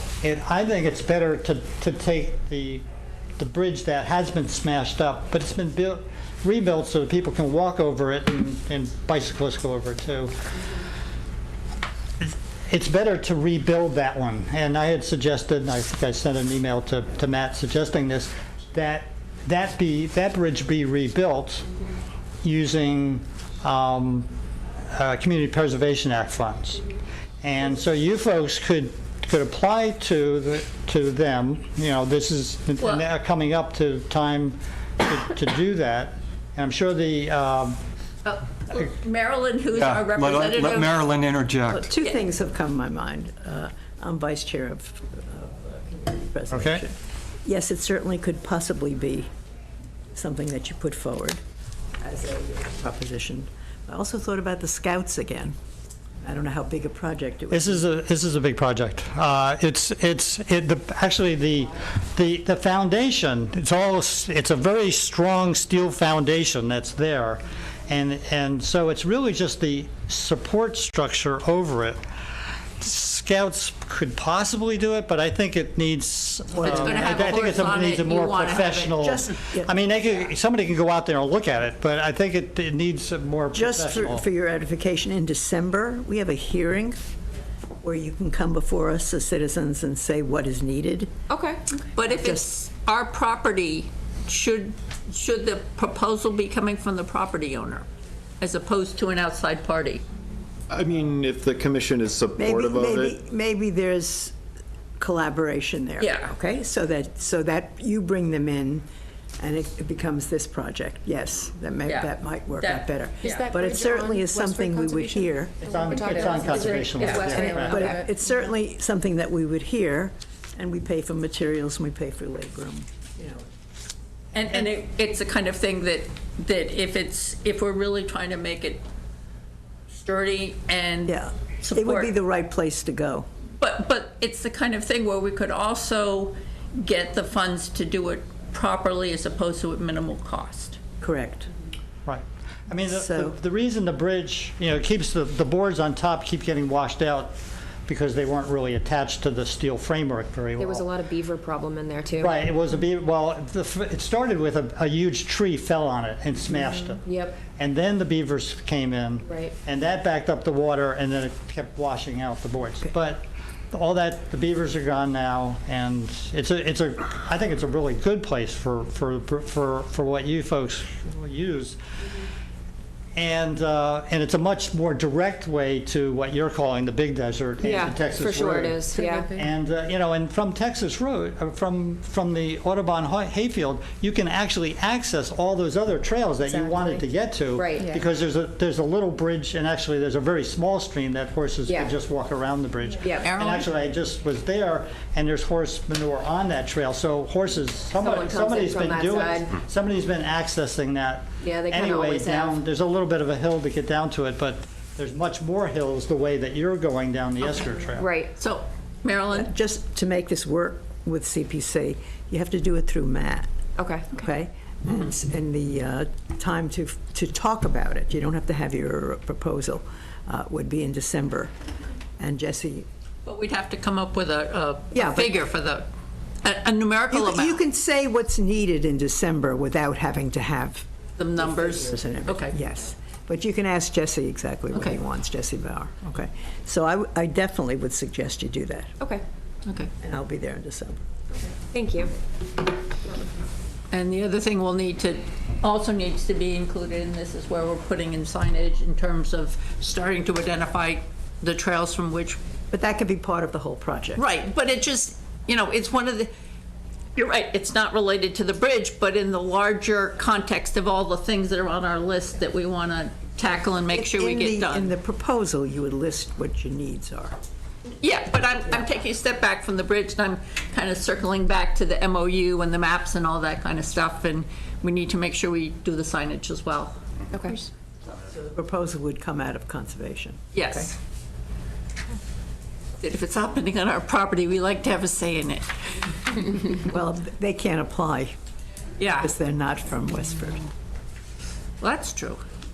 Okay, that's true. So actually, So it would yes, need to come from this. it would have to come from, it would us. have to have a Westford sponsor Yeah. Okay. going to Yeah. CPC. So in our caring about making this better, Mm-hmm. you can come from that kind of position. Yeah, that they're partnering with us. So it would be in December that the first hearing would be just what you need. I'm keeping my eye out for it, because I have a couple other things Okay. in mind, but, yeah. Is there anything else we need to talk about at this point? Yes. Quick comment. Sure. Sorry, it's not about the bridges, trails, or anything. Calling all is good. I know Dawn walks around Kennedy's Pond. And do you walk around any other ponds? I walk every trail in this area and in town. Okay, do you walk around Burgess Pond? Oh, yeah. Okay. Only because some of you have Facebook. I know that. On the front suggestions. It's like, yep, no. And belong to the group Westford Friends. Back on September 18th, somebody posted pictures about horses being in the water. And with all the comments, they were all great. Even somebody commented that it's one of the cleanest ponds in Westford. Burgess? Yes. I know nothing And about I don't it. know if you, That's, It used to be Kennedy. I've never seen horses yeah, never. in the, Well, we've had signs there asking people to deal with horse manure, but yeah, I didn't know that horses would use one of the beaches. Okay, but anyway, to your. yeah, but anyways, it was, But your point Yeah. is, my point is September 18th is when that picture was posted. Okay, And from the comments I read or saw, there was nothing negative. So it's kind of like, what's in the balance? What's, I don't know that, I don't know that it's apples and oranges. I'm not quite sure what are you okay. driving So your at? concern is it bad to have horses going into the I think ponds? that's the comparison. Exactly. Why is one And the pond answer is different than the other? yes. Yes. We've established that, and that's why we're here Oh, trying to do no, this. but can you but at the give same a time, brief series of the facts, What happened? the factual information that would bring us to the conclusion that says we're better off not having horses go into ponds where people swim and. 'cause I know Looking for that kind of information? No, we know it. We know it. Yeah. Burgess Ponds butts up next to East Boston Camps. Oh, I know where Burgess Pond is. Okay. But just in. But I mean, that's just common sense. because of the pathogens, and other things that can be introduced to the water body. Yeah, a So general I'm just saying, I don't want Like Kennedy's look Pond to cute, be, like- No. at a point where Yeah. No, and, it's happening in other places. yeah, and we wouldn't want it to happen there either. It's Doesn't not make it happening at other appropriate. places to the extent it was here, Right. and to the issues that we've had to deal with here. But we've had Yeah. different issues. But Right. yes, if you see pictures like that from across, well, okay, I will. I'm just gonna say, if those are the types of things that, unless they're brought to my attention, I don't know about, because I'm not on Facebook I'm looking not at- on Westford Facebook Yeah, pages, but so, it just- like, those are the things to share, that, to educate me, so. I mean, I don't want to get, anybody else in trouble or whatever, but But I'm it's- just trying to point out, like, What hey, looked like something if that it's- was cute might not be appropriate. Right, and some of it is, and we get that with Burgess Pond, where the stuff that people using the beaches are doing, and when we find out about it, and if it's something that can have adverse consequences for the resource, we do something about it, but if somebody doesn't tell us about it, we don't necessarily know that there's an issue to work. Right. And when we, if we're aware of an issue, we try to take action. It's not always quick, but yes, is when there are problems that need to be dealt with, we try and do it. right. So, yeah, So we're aware of this one, and we're dealing with this one, and if there's others that we need to deal with, we'll deal with those as well. as we get the information to give us a starting place. And one or two horses is one thing, and cumulative pieces is something else. Right. Okay, But thank you for offering. yeah, Yep. Thank you. thank you. Guys, we gotta move on. This is Yeah. our 7:30 PM Okay, agenda item. so when do we want to get back together again, in terms of updating maps? I can certainly Names.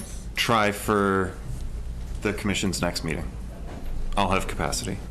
Do we want to do it October 23rd, or do we want to do it November 13th? Either can be fine, whatever is the commission's pleasure. Also, what's fine with you, again. Whichever night you predict to be quieter. What did you say? A quieter night. Oh. Not the same. Let us know when Boston Road's done. I'm sure she's starting to miss me. If it passed CPA, it would be a, Well, Just put us in front of Boston Road next time. Yeah. yeah, well, let's see, if, I tried to, again, you guys are So why do- fairly early. so the library's coming back the 13th. Yes. Newport is coming back the 23rd. Why don't we do, if the 13th, you won't be on, that'll be off, that won't be the same, the 13th will probably not be the same as unnumbered Boston Road and Newport. I think the 13th, we can certainly Okay, well- schedule it earlier. But what I'm also thinking is because of Thanksgiving, we don't have a second meeting in November, so November 13th, if we're pushing out to the next meeting, we're then into December. it also would be good if they could figure out the kinds of things that you'd need to make this happen, so that you'd have a sense of what you'd be looking for in an application. Yes. You're back to the bridge. So, Oh, okay, I'm sorry. pick a date. Sorry. November 13th. Thank Can I have a you. motion? Well, no, it's not a public hearing, Rain so is there. we'll be back again on November 13th. Sounds good. Okay. Thank you. Thank you. Where are we? So on November 13th, look at me. On to our 7:40 PM agenda item, which is the request for certificate of compliance. Continue to discuss. These side conversations get picked up by Westford Cable TV. So, okay. So it's a request for a certificate of compliance for Benson 103 Lowell Road. Good evening. Jeff Hannaford, representing the applicant for the certificate of compliance at 103 Lowell Road. Matt and I have had, since I filed the request, 2 or 3 different site visits, noticed certain things that had to be cleaned up. The last one was a section of erosion control that was on the back side of one of the replication areas.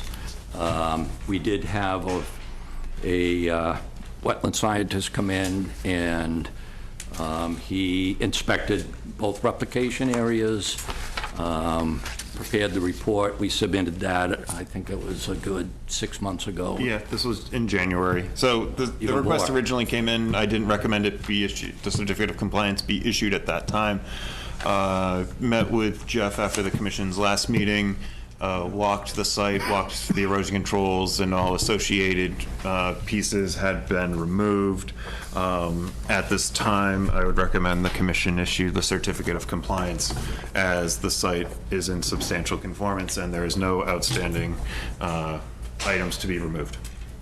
Can I have a motion to issue a certificate of compliance for DEP file number 334-1716? So moved. Second. All those in favor? Aye. Okay, moving on to our next 7:40 PM agenda item, a request for certificate of compliance for O'Neill, 54 Lakeshore Drive North. Good evening. Again, Jeff Hannaford, representing the applicant at 54 Lakeshore Drive North. As you may recall, this was a tear down and rebuild due to a fire. And we went out and did the as-built plan. And I read through the order of conditions, and so I submitted a letter, a narrative with the request.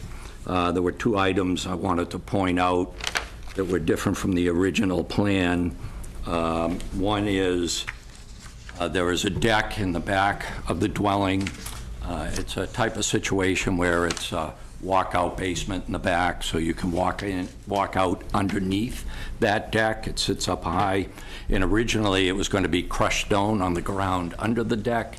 They put in pervious patio pavers in lieu of the crushed stone. Since it's pervious, we didn't see an issue with that. And then towards the front of the house, just inside the 100-foot buffer, they installed retaining walls on both sides of the house, at the front of the house. They're fairly shallow in height, about 2 feet at most. But the grade there, it's flat in the front and it slopes down towards the back. So they just felt that it made more sense to put the retaining walls in to terrace down, especially on the left side. They had a couple of AC units over there and a generator, and they wanted to create a more level pad. So they did, and that area is all crushed stone. And on the opposite side, the retaining walls actually contain steps down, again, to mitigate that quick drop in grade. And then there is a pervious paver walkway along that right side, and between the walkway and the dwelling is the crushed stone as we had originally proposed. So those are the two changes that I noticed.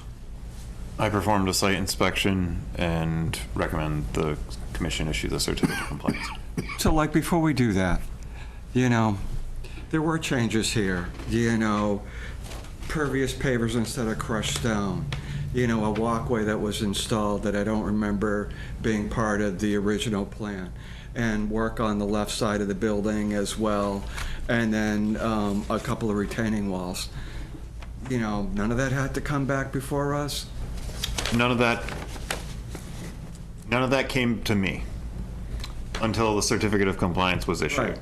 But I mean, and I get none of it, but I'm saying, shouldn't it have come to us? At bare minimum, come to me in terms of, you know, for me to administratively. So approve. I'm disappointed that I'm being requested to issue a certificate of compliance, and what I'm seeing is work that was done that probably should have come before us, at least to see if it was something that we considered a minor change. Matt, do you have Yes, the that's original correct. plan? I can certainly try and pull it up. So I am just frustrated that, you know, we're at a point being asked for a certificate of compliance, and things have happened here that we weren't made aware of. I just wanted him to check. I No, think no, the I get it. walkway was on the proposed plan, but I don't rely on my memory completely anymore. I'm with you.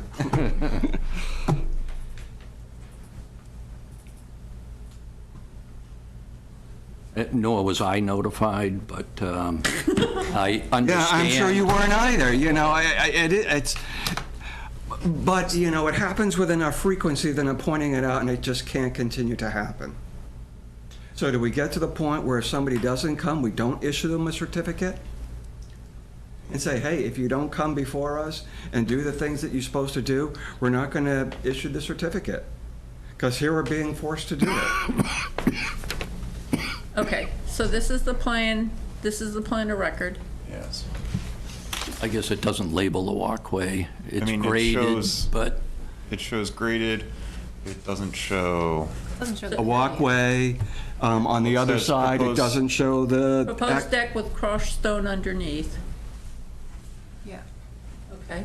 But yeah, the grade lines seem to indicate that it would have been a vegetated surface running along that side of the dwelling and then crushed stone beyond it. And that's not what I patio goes have. beyond the steps on the new plan. Oh yeah, the patio curves around. Do the steps also look longer? Trying to get back to it, I apologize. Okay. Didn't it show on the left side there, wasn't there a, I thought I saw that. That's the as-built that we're looking at now. Yes. The base plan, I thought, showed a stone trench, a 2-foot wide stone trench on the side. On both sides. Yeah. This right here? Yeah, and I'm the same on the other. Yeah, I don't see those at all on here. well, there's the one on the right side is between the house and the walkway. On the left side, it's between the house and the property line. That whole area along the left side. There's the stone trench on that left side? The entire area is, The stone trench? Crushed stone. yeah, I don't know if it's crushed stone or Or- river rock, you know, kind of rounded, but. Okay. So it's a loose stone, the entire length of the side of the house there? Yes. Okay. Jim is right, we got a bump out patio here that's not on the original plan. Beyond the steps going down. So part of the,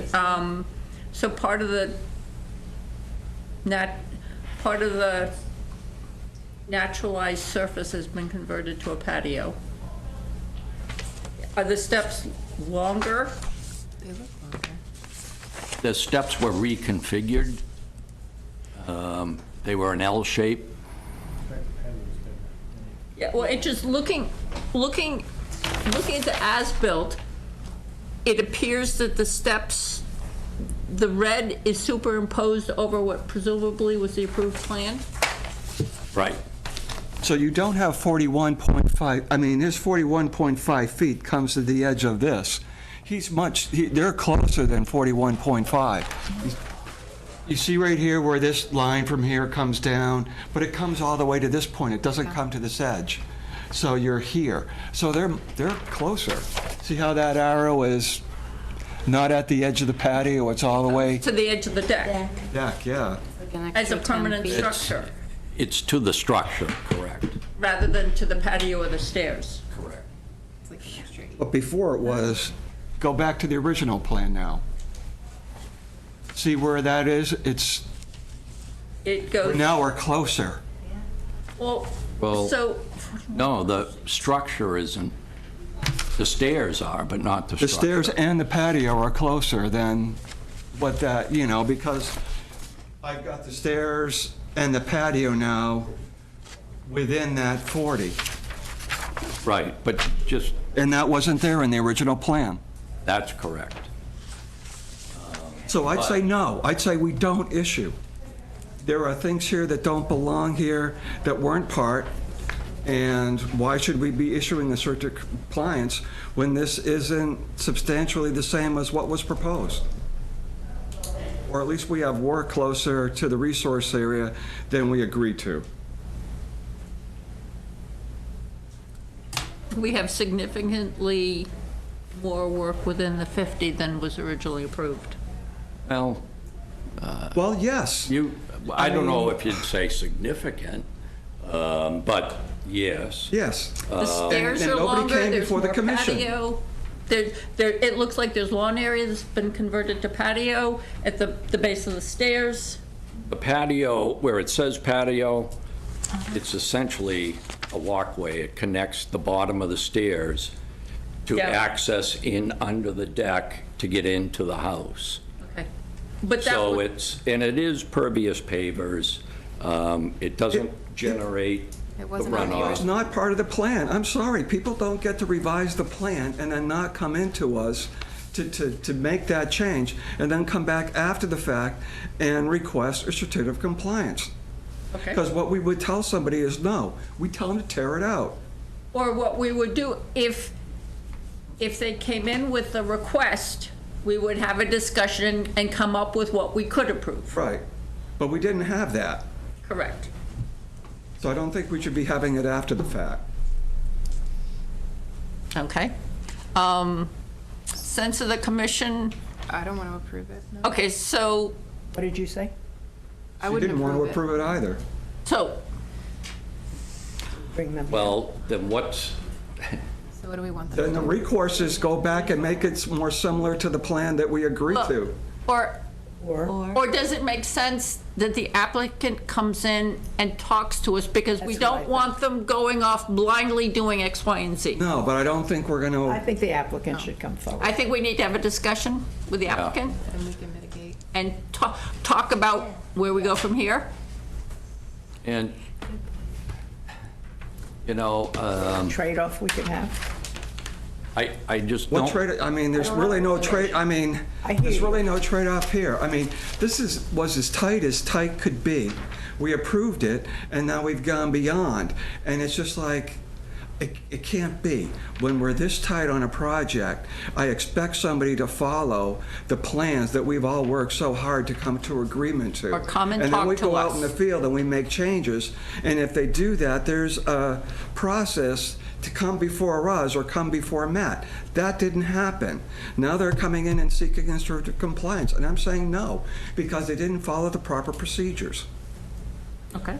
I would just like to say that I understand your position, but I don't see it as critical in regards to the resource area. It isn't what they proposed. They didn't get approval. I get that. But I can see why they did what they did. I think they had a valid reason. So, and the fact that, I know this shouldn't make a difference, but the only reason they did this is because their house burnt down. And so if it's that egregious, rather than go in and try to excavate and tear stairs off and tear up pavers and do work that close to the resource area on something that I just don't see as worth that, I would consider a fine or something to get the attention of them and anybody they speak to that you have to follow the plan. But to kind of add insult to injury on applicants like in this particular situation, I would just say that, as a citizen of the town, not just working here, I would want to somehow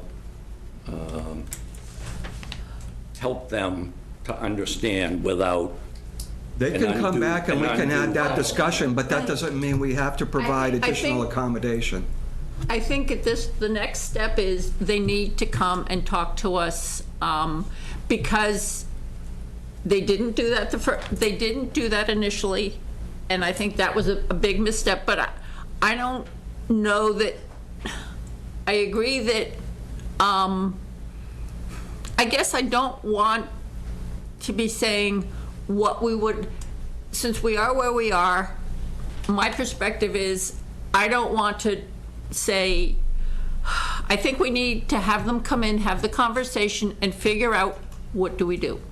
you know, is we can say things, you know, it just, They are closer to the resource area than we yes. were approved the plan for. And, you know, I just don't think it's appropriate to be issuing a certificate. If they want to come back in and have that discussion, we can have that. But, you know, again, first of all, I don't think a fine is inappropriate because that's just the cost of doing business. Somebody will build what they want and pay a fine after the fact and they get what they want. So clearly that's not the way to go. You know, somebody's going to know if we tell them that they've gone beyond what they were supposed to do and we have them pull stuff back. That's fine. And we've done that in many places before, and so this wouldn't be a first. So, go ahead, Jim. Some sort of an alternative that does indicate that there are impacts. We could add in discussions with the applicant, we can perhaps suggest that to balance the additional work that was not expected, not authorized, not approved, that we need to have some sort of a buffer against the lake. They should be giving that to us anyway, Jim. If we didn't ask for that, that wasn't in the basic plan. Right, Okay. but I mean, I'm not gonna allow, it shouldn't be. Okay, so I think we need to have them come in and talk to us. You're right. They need to be accountable. They need to be So- accountable. We need, I need people following plans. I'm not I mean, sure I come want on, them we to do tear it this, we down. spend our time here. It's just not that somebody can do what they want to do after the fact. And if they do want to, there is established process. right, and we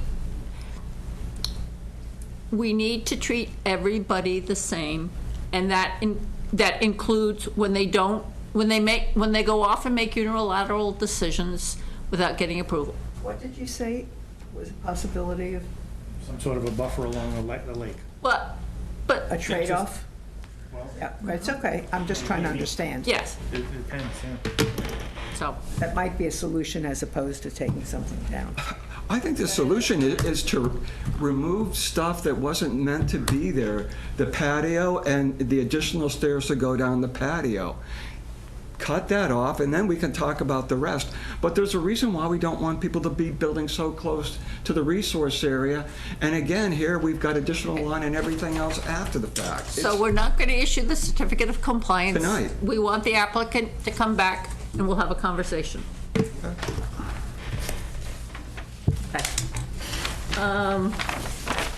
Moving on to our other 7:40 PM agenda item, it's a request for certificate of compliance for Byrne Avenue Realty Trust. Again, Jeff Hannaford for the applicant at 12 Byrne Ave. Again, we went out to the site, performed our as-built survey, back to the office, noted any differences, and in my narrative, you'll see item 1, the NOI narrative mentioned increasing the impervious surface by 168 square feet. This was based on an increase in the size of the dwelling, which was done.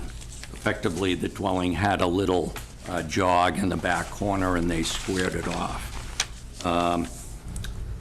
However, paved walkway that was existing and proposed to remain was removed. It was replaced with pervious pavers. And the... To be removed in the, was it to remain in the begin? Yes, it was proposed to remain. Matt, do we have an original plan versus a? Go find one. I kind of like the way you had it be, you know, I could look at one and then the other.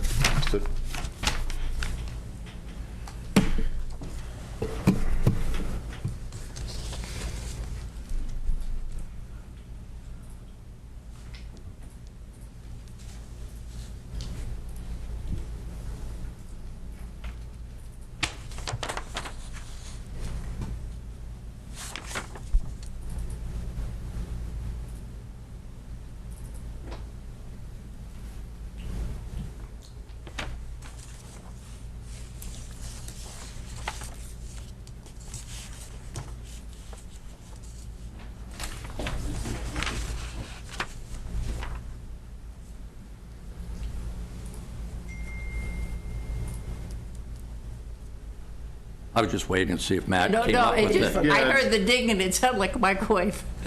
Sounded Your like coffee's hot. Or your popcorn's ready. Yeah. Did he fall asleep? No, He's looking for it. He's got it frozen now, he's looking for the file. So we don't have to watch him search through file folders and such. That hurts my feeling, Marilyn. I just want you to know that. My feelings are hurt. I'm falling asleep in the meeting. You guys keep it entertaining. Hard to fall asleep.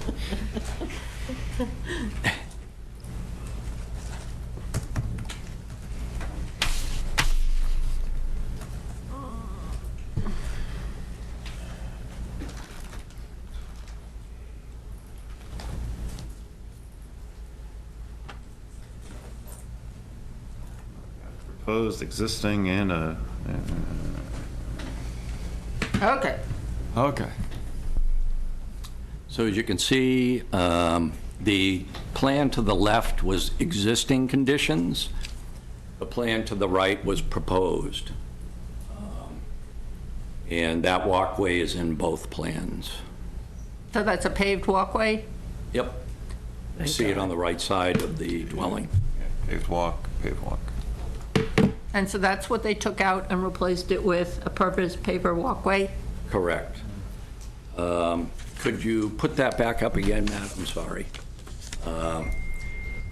Also, in the plans to the rear of the house, they had a patio in that area. The patio was concrete with flagstone, and it's that rounded shape off the back of the house with the same material down to the edge of the lake. All of that was removed. It was proposed to be removed and replaced with pervious pavers. They did that. When they took out the paved walkway was there because there was a side entrance to the house at the end of that walkway. There is no side entrance to the house now. So what they did was they replaced the paved with the pervious pavers, and it extended it down and around the back of the house to the patio area.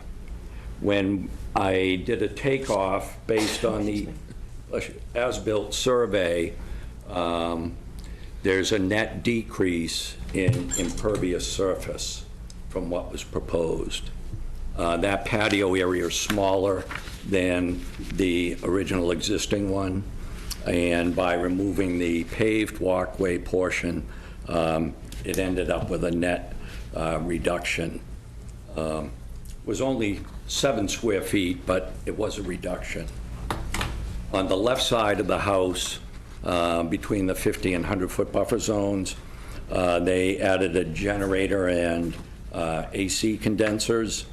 That area is all crushed stone, and towards the back where the shed is, they took out lawn area around the shed and put in all crushed stone.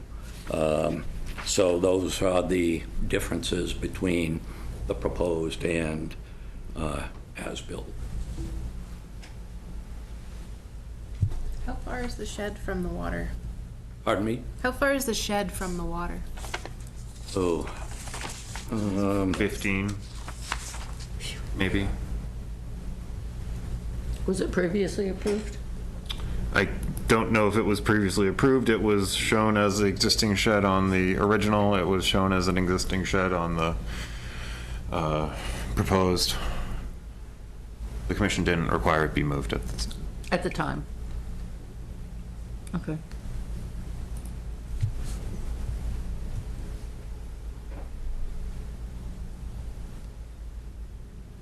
So before was the original one that we approved, or just the original site condition at the time? So this is the one on the left was the existing conditions. Right, but this is the and proposed. that's the one that we approved. Yes, this is the proposed plan. Right. I do recall when I was in for this one, we had, like the other site on Lake Shore, we had shown everything on one plan. And when we came in with this one of the comments from the commission was, this plan is so busy, I'm having a hard time telling what's existing and what's proposed. Can you separate it? So we came back with a separated plan, and that's why you see two different views there.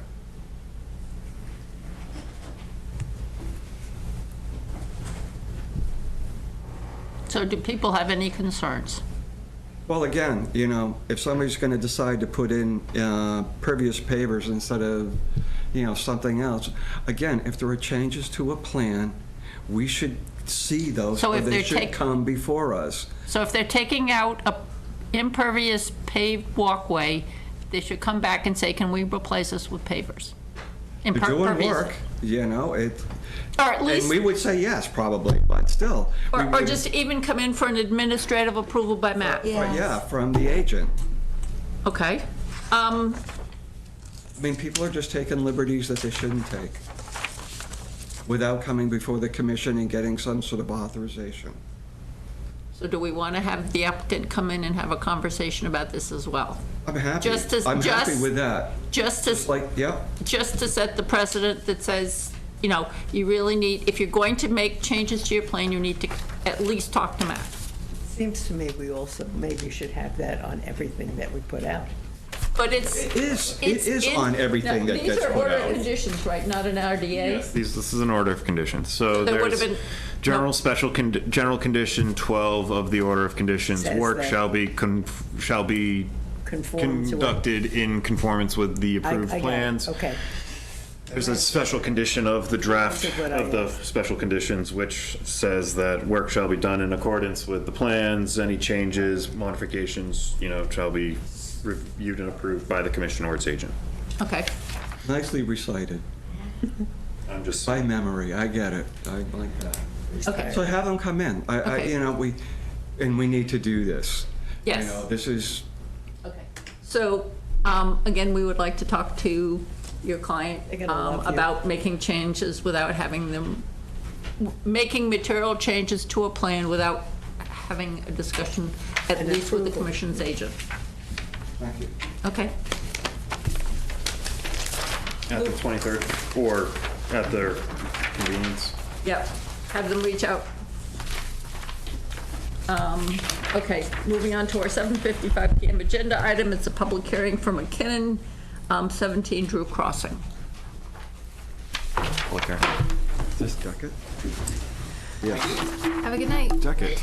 Under Massachusetts General Laws, Chapter 131, Section 40, the Wetlands Protection Act, and Westford's non-zoning wetlands bylaw, Chapter 171, the Westford Conservation Commission will hold a public hearing on Wednesday, October 9th, 2024, at 7:55 PM in Meeting Room 201 at Town Hall, 55 Main Street, to consider the request for determination of applicability application of Kevin McKinnon, Deckett, for the removal of an existing deck and construction of a new 14.8 by 20-foot deck within 100 feet of bordering vegetative wetlands and bordering land subject to flooding at 17 Drew Crossing. Good evening. Hi, Kevin McKinnon, Beckett. There's an existing 4-foot by 8-foot entry deck on the side of the house, and we want to remove it and rebuild it and make it bigger to 14-foot 8 by 20. I believe the setback is 15. It's marked on the, and we were going to bring it back to 14.8 to make sure that we're still within. And also the 72 feet to the buffer, we were going to pull the deck back 3 feet to make it to 75. I think Matt was saying The no-build setback would be 75. Right, yeah, I don't know. Is this, I don't remember this plan from our packets. Is it? Am I on the wrong page, maybe? Yeah, 17 Drew Crossing. So it's closest to 75? I couldn't find any distances to wetlands. Yeah, so maybe You're in it now, so. The sketched-in thing that in the packet online said to the wetland, but it was Yeah, I couldn't find it on here. You couldn't find it in the, Yeah, Online, there was a sketched-in line or oh, something. and the electronic packet? Yeah. Okay. But it was, is someone, I mean, maybe drawn in. it was a couple pages in. Oh, this was the third, oh. Yeah, so the plan that was included in the commission's packet was a previous iteration. It just showed the 39.4 feet to the rear property line. Right.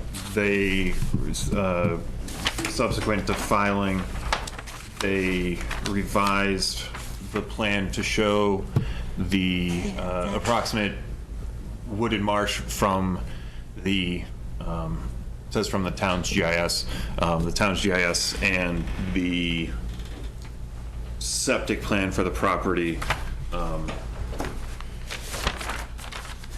is consistent, and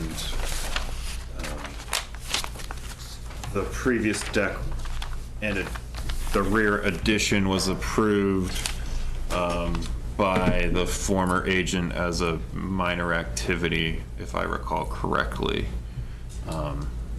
So his new one is no closer than 75. Correct. So. And it's on helical piers? Yeah, we're using helicals, not So, you know, certainly. What's underneath this? It's just gravel or? just, the yeah, like picture showed gravel, green, dirt. but- Yeah, just like gravel and. Okay. yeah. All right, thanks. So this looks like a conditional negative, or Yep, if not, and you know. with the only condition, I was going to recommend a condition that a certified as-built be provided prior to issuance of the certificate of occupancy. So we can confirm that it is 75. After it's built. Yep, after it's built, that it is 75 feet to, That's fine. I can't see any other condition that would be necessary. So can I have a motion for a conditional negative determination? So moved. Second. All those in favor? Aye. Can I have a motion to close the public hearing? So moved. Second. All those in favor? Aye. Thank you. Thank you. Thank you. Okay, moving on to our 8 PM agenda item. It's a request for certificate of compliance from Kester, 27 Leland Road. This order of conditions was issued by the commission last November. The party requesting the certificate of compliance had flooding on their property as a result of a beaver dam located off-site. Included in the commission's meeting packet was the inspection report provided by the applicant's engineer, showing kind of the work that was done the day of the breach and the installation of the water flow control device. As noted by their engineer, the elevation of the device was confirmed to be 1 foot higher than was proposed. I have included the plan of record in the packet, but also in a revised meeting packet based upon a site inspection performed Monday. The device has been installed in accordance with the plans provided. One thing we noticed is that the water flow control device, the black plastic pipe, to the right, this vegetated, is the former beaver dam, and to the left, it is all scoured and kind of the land is scoured out, and cobbles, you know, all but the largest of cobbles remains. I thought this was certainly concerning, and thinking back, I documented upgradient of the wetland that was drained, or was upgradient of this wetland and the water level control device. Back in December of 2023, we received 4 inches of rain within 36 hours. It washed out a whole lot of, this was the condition further up Leland Road. In the background, you can see water in the wetland.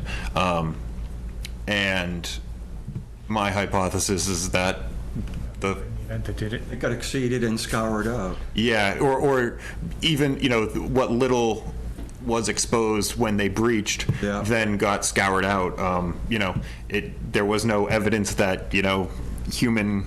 That the beaver deceiver was not a factor?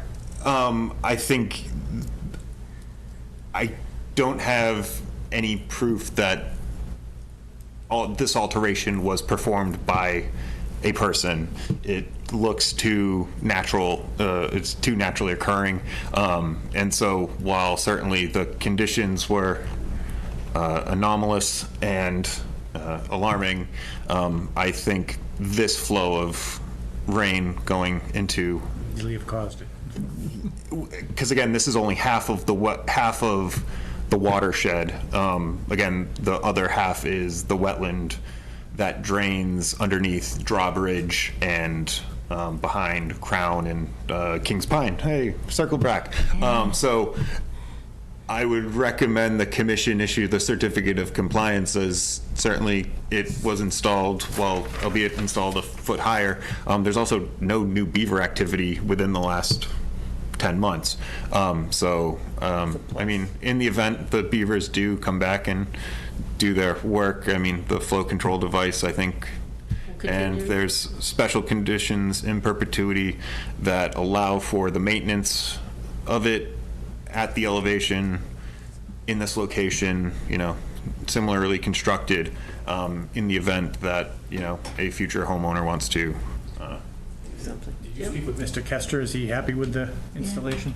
Yes, I mean, he's the reason for the certificate of compliance is he's selling the property, and this was tied to the deed. So that's kind of one of the, you know, I don't think to be honest, I don't think he had been out until yesterday. You know, between November when it was installed and yesterday when or beginning of the week when we went back out, I don't think he was surprised by the scour as well.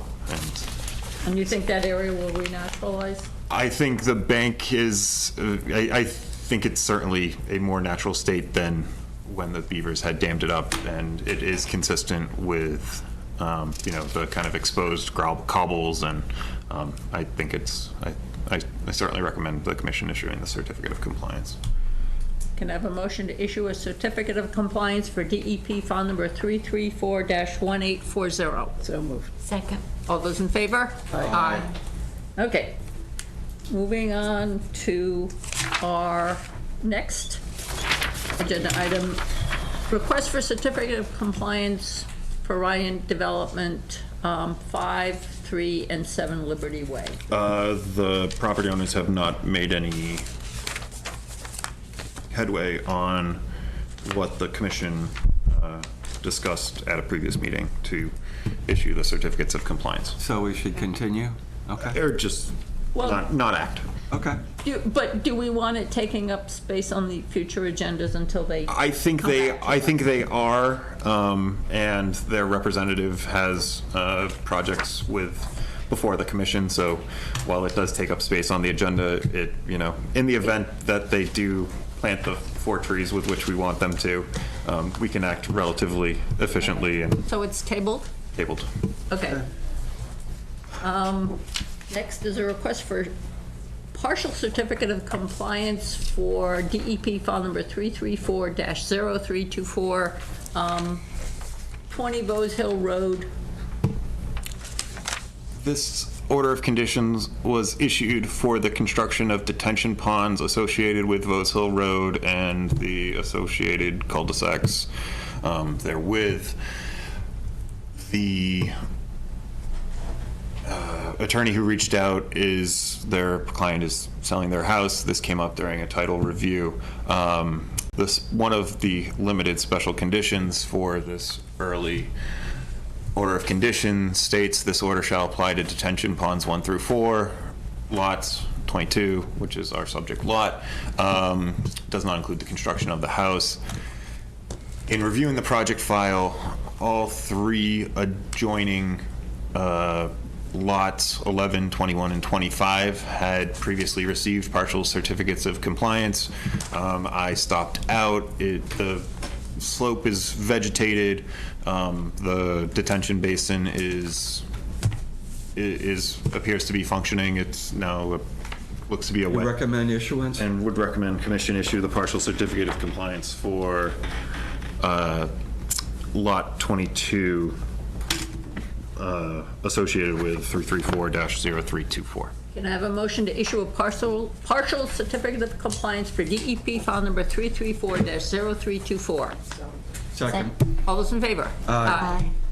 Okay. Request to conduct wetland restoration project by Central Mass Mosquito Control Project. Included in the commission's meeting packet was the letter from the Central Mass Mosquito Control Project's wetland project coordinator.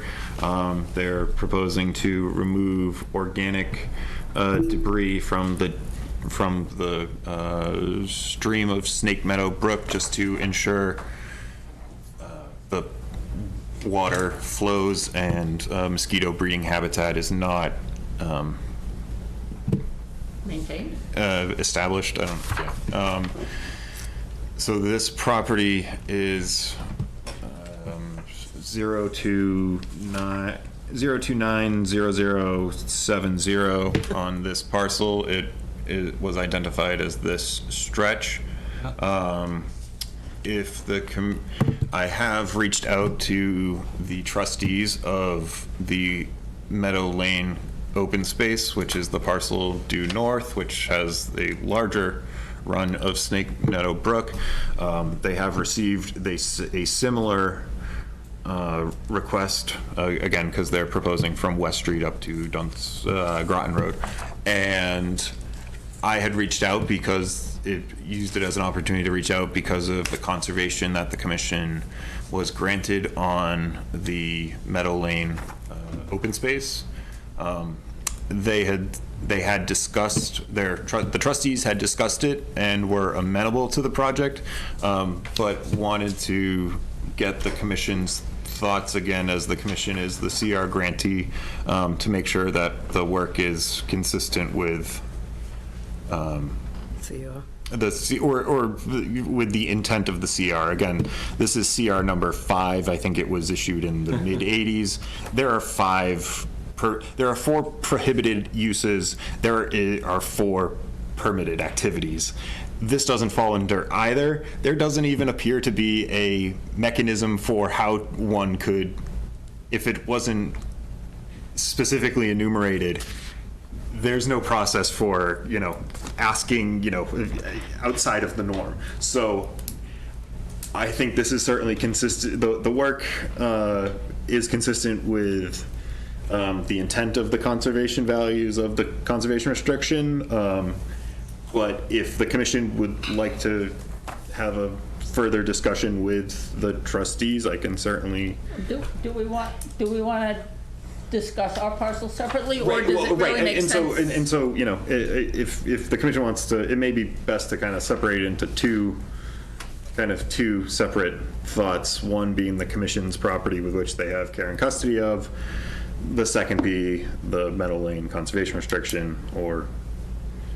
You had a question, Jim? Yes, in the material I read in our packet, it sounded like at one point the mosquito control district was asking us to give them permission to go on someone else's property.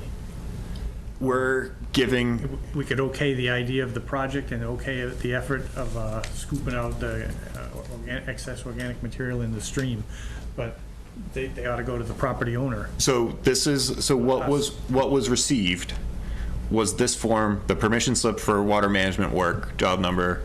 They identify the map and parcel. And it's authorized personnel to have access to and enter upon my or our premises. All of it isn't our premises, right? Well, one of this All is. of it isn't ours. But this particular request is specific to our parcel. So they actually requested for each and every, they sent a request to each and every parcel owner along the course they want to work on. Okay. So this is just for our parcel here. So the only thing we're addressing is ours. That's it. First, Parcel. yes. Okay. Map 29, parcel 0070. When I was reading those, I got the impression that it was pretty much the same permission slip for the other parcels, but they're giving it to us to sign. No, yeah, different permission part. This is only for our parcel. There's a separate one sent to the homeowners association for their. And the abutting, and all the other abutting parcel, the parcels with which Snake Meadow Brick passes upon. Okay. Do any people have concerns with this work? No. Can I have a motion to approve the request to conduct wetland restoration project on parcel 02900700000, which is under the care and custody of the commission? Second. All those in favor? Aye. Okay, now in terms of what we do about, I mean, does the commission have any? It's consistent with their purposes of early conservation restrictions. okay, I mean, so, yeah, so if the commission is amenable, I mean, I can also add this, if the commission doesn't mind taking a vote, again, as, we can certainly add it as an additional motion in the minutes, and I can communicate to the trustees that the commission is in favor. Okay. I'll move it, given the conditions, given that the activity is consistent with the provisions of a conservation restriction, the commission supports the mosquito control district's work on those other parcels. on parcel 02900220000. We're not giving them permission to go onto the property, we're just saying that we believe that the efforts are consistent with the purposes of a conservation restriction, and that we support the effort. Can I have a second? Second. All those in favor? Aye. Okay. Moving on, the public hearing for Zom Living LLC, 37 Powers Road. The applicant has requested a continuance without discussion to the October 23rd, 2024 meeting. Can I have a motion to continue the public hearing to October 23rd? So moved. Second. All those in favor? Aye. Public hearing for Holland 90 Main Street. Can I have a motion to continue the public hearing to October 23rd? So moved. Second. All those in favor? Aye. Aye. And the public hearing for Seal Harbor LLC, 415 Groton Road. Can I have a motion to continue the public hearing to October 23rd? So moved. All those in favor? Aye. Okay.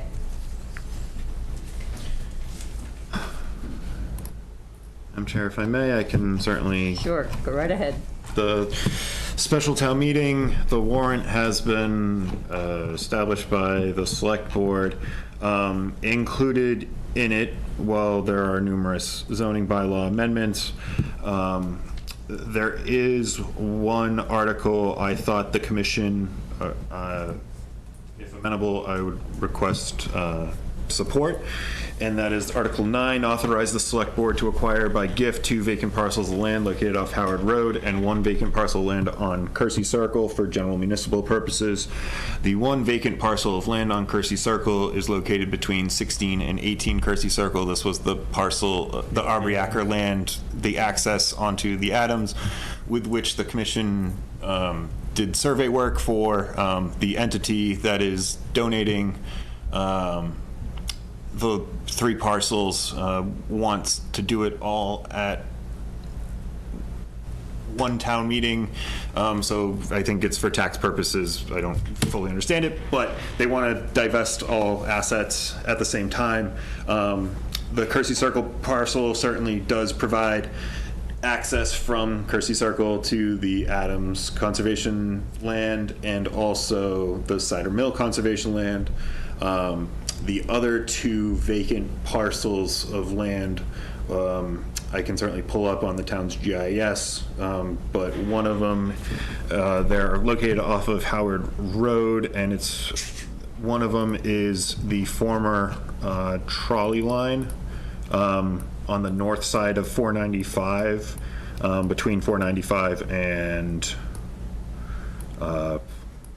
there we go, and Howard Road, as seen by this parcel here. It's potentially in the future, maybe a nice trail. The second parcel is this triangular-ish shaped parcel situated between 495 and the Hitching Post Greens 2 Homeowners Trust Conservation Restricted parcel. Most of it is wetlands currently. The intent behind it being donated for general municipal purposes, again, is more of just kind of in town meeting procedural thing to make sure that there aren't two motions and the vote gets split. And at a future town meeting, if especially the Kersey Circle parcel, I am going to request the commission petition the select board to transfer its care and custody to us and establish that trailhead into from Kersey Circle. These other ones, you know, if there's ever a, you know, trail that connects 495. Jim, don't tempt me with a good time. Build a bridge. In case anybody wants to walk on 495. Yeah, the bridge over 495 is like my that would be my magnum opus. That would be. So I would I'm requesting the commission take position and support Article 9. If there are any other articles with which to discuss, I can certainly try. But that, particularly Article 9, I would like, I respectfully request the commission support and take a vote there too. Here. Motion to that effect. Second. All those in favor? Aye. Thank you.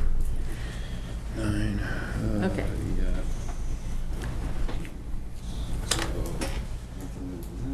I do not have an update on the cost for water quality sampling for Long Sought for Pond.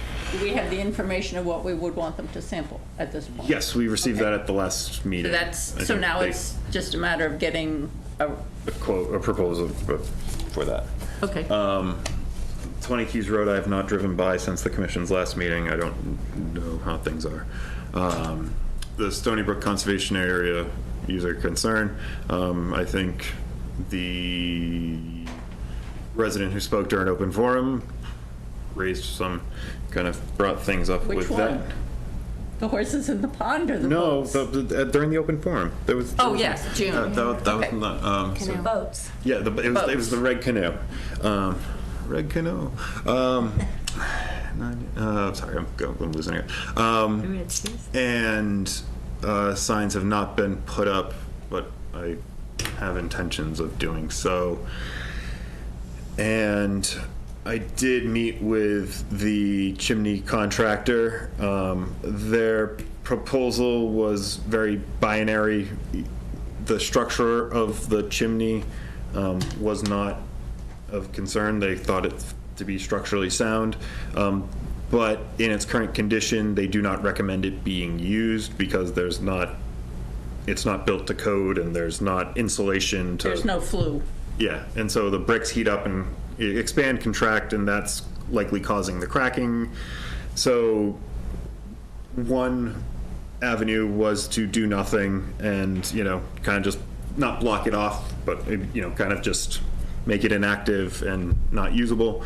The other would require a full removal of it and reconstruct it. To insert the flue and And bring it address to current code, because it appears the chimney was attached directly to the building and doesn't have the appropriate insulation. Out of sight, out of mind, and, you know, somebody built a chimney on it. It was also in excess of what was donated by the Friends of EBC. I want to reach out to a couple of the contractors that Jim identified to I just get pulled them out of it. right. No, but to have a second opinion to see, you know, are those the two paths? If we get consistent information like you got from the first person, I think we ought to let the selectmen and who was it came before us, the president of the Friends before they dissolved. Mm-hmm. let them know that this is what we did, this is what they told us. Right, and so, you know, I want a second opinion first, just to make sure that, you know, that I didn't just pick a really expensive vendor, which I could have. Hey, you never know. Yeah, so that's kind of where things are at with that, so still making progress on it, but, you know, may slow down. Edwards, onto the next discussion and action item regarding Edwards Woods. I have not sent the email to the police captain. Like I said, I have capacity opening up. I intend to send my email and get it on their radar, because I imagine with, you know, fall weekends being a optimum time to keep an eye out for a school-aged child on a motorbike in the conservation area. Freedom Park improvements. I don't have an update at this time. So, when you spoke with the head of the maintenance, vegetation maintenance, you had discussed putting demarcation to keep the mowers from straying into the naturalized buffer? Yes, I think I need to follow up with what his ideas for kind of. As I stopped by and it looked like the guy who was riding the lawnmower was kind of drifting off the lawn.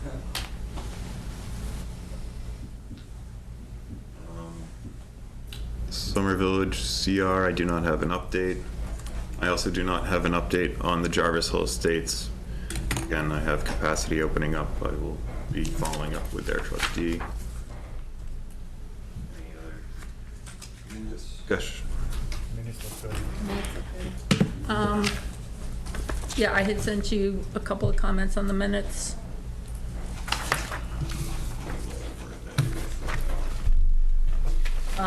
So it was just all under the action items. On page 5, under discussion action items for Stony Brook Conservation Area, I thought the contractor was for the chimney at Neshoba Lodge, not the roof. And at Freedom Park, we had talked about getting the property boundaries marked, but I thought that the short-term thing was figuring out how to delineate the naturalized buffer so it doesn't get mowed. And then the third one, you kind of alluded to, you know, that we were going to send a letter to, or follow up with the homeowners association for Jarvis Hill Estates, and I just, you know, it was more a question on my part that said, you know, did a letter get sent? Aye. No. Okay, so I just had the two modifications for Stony Brook Conservation Area and Freedom Park. Does anybody else have any other? I have a motion to approve the minutes for September 25th, 2024 as amended. So moved. Second. All those in favor? Aye.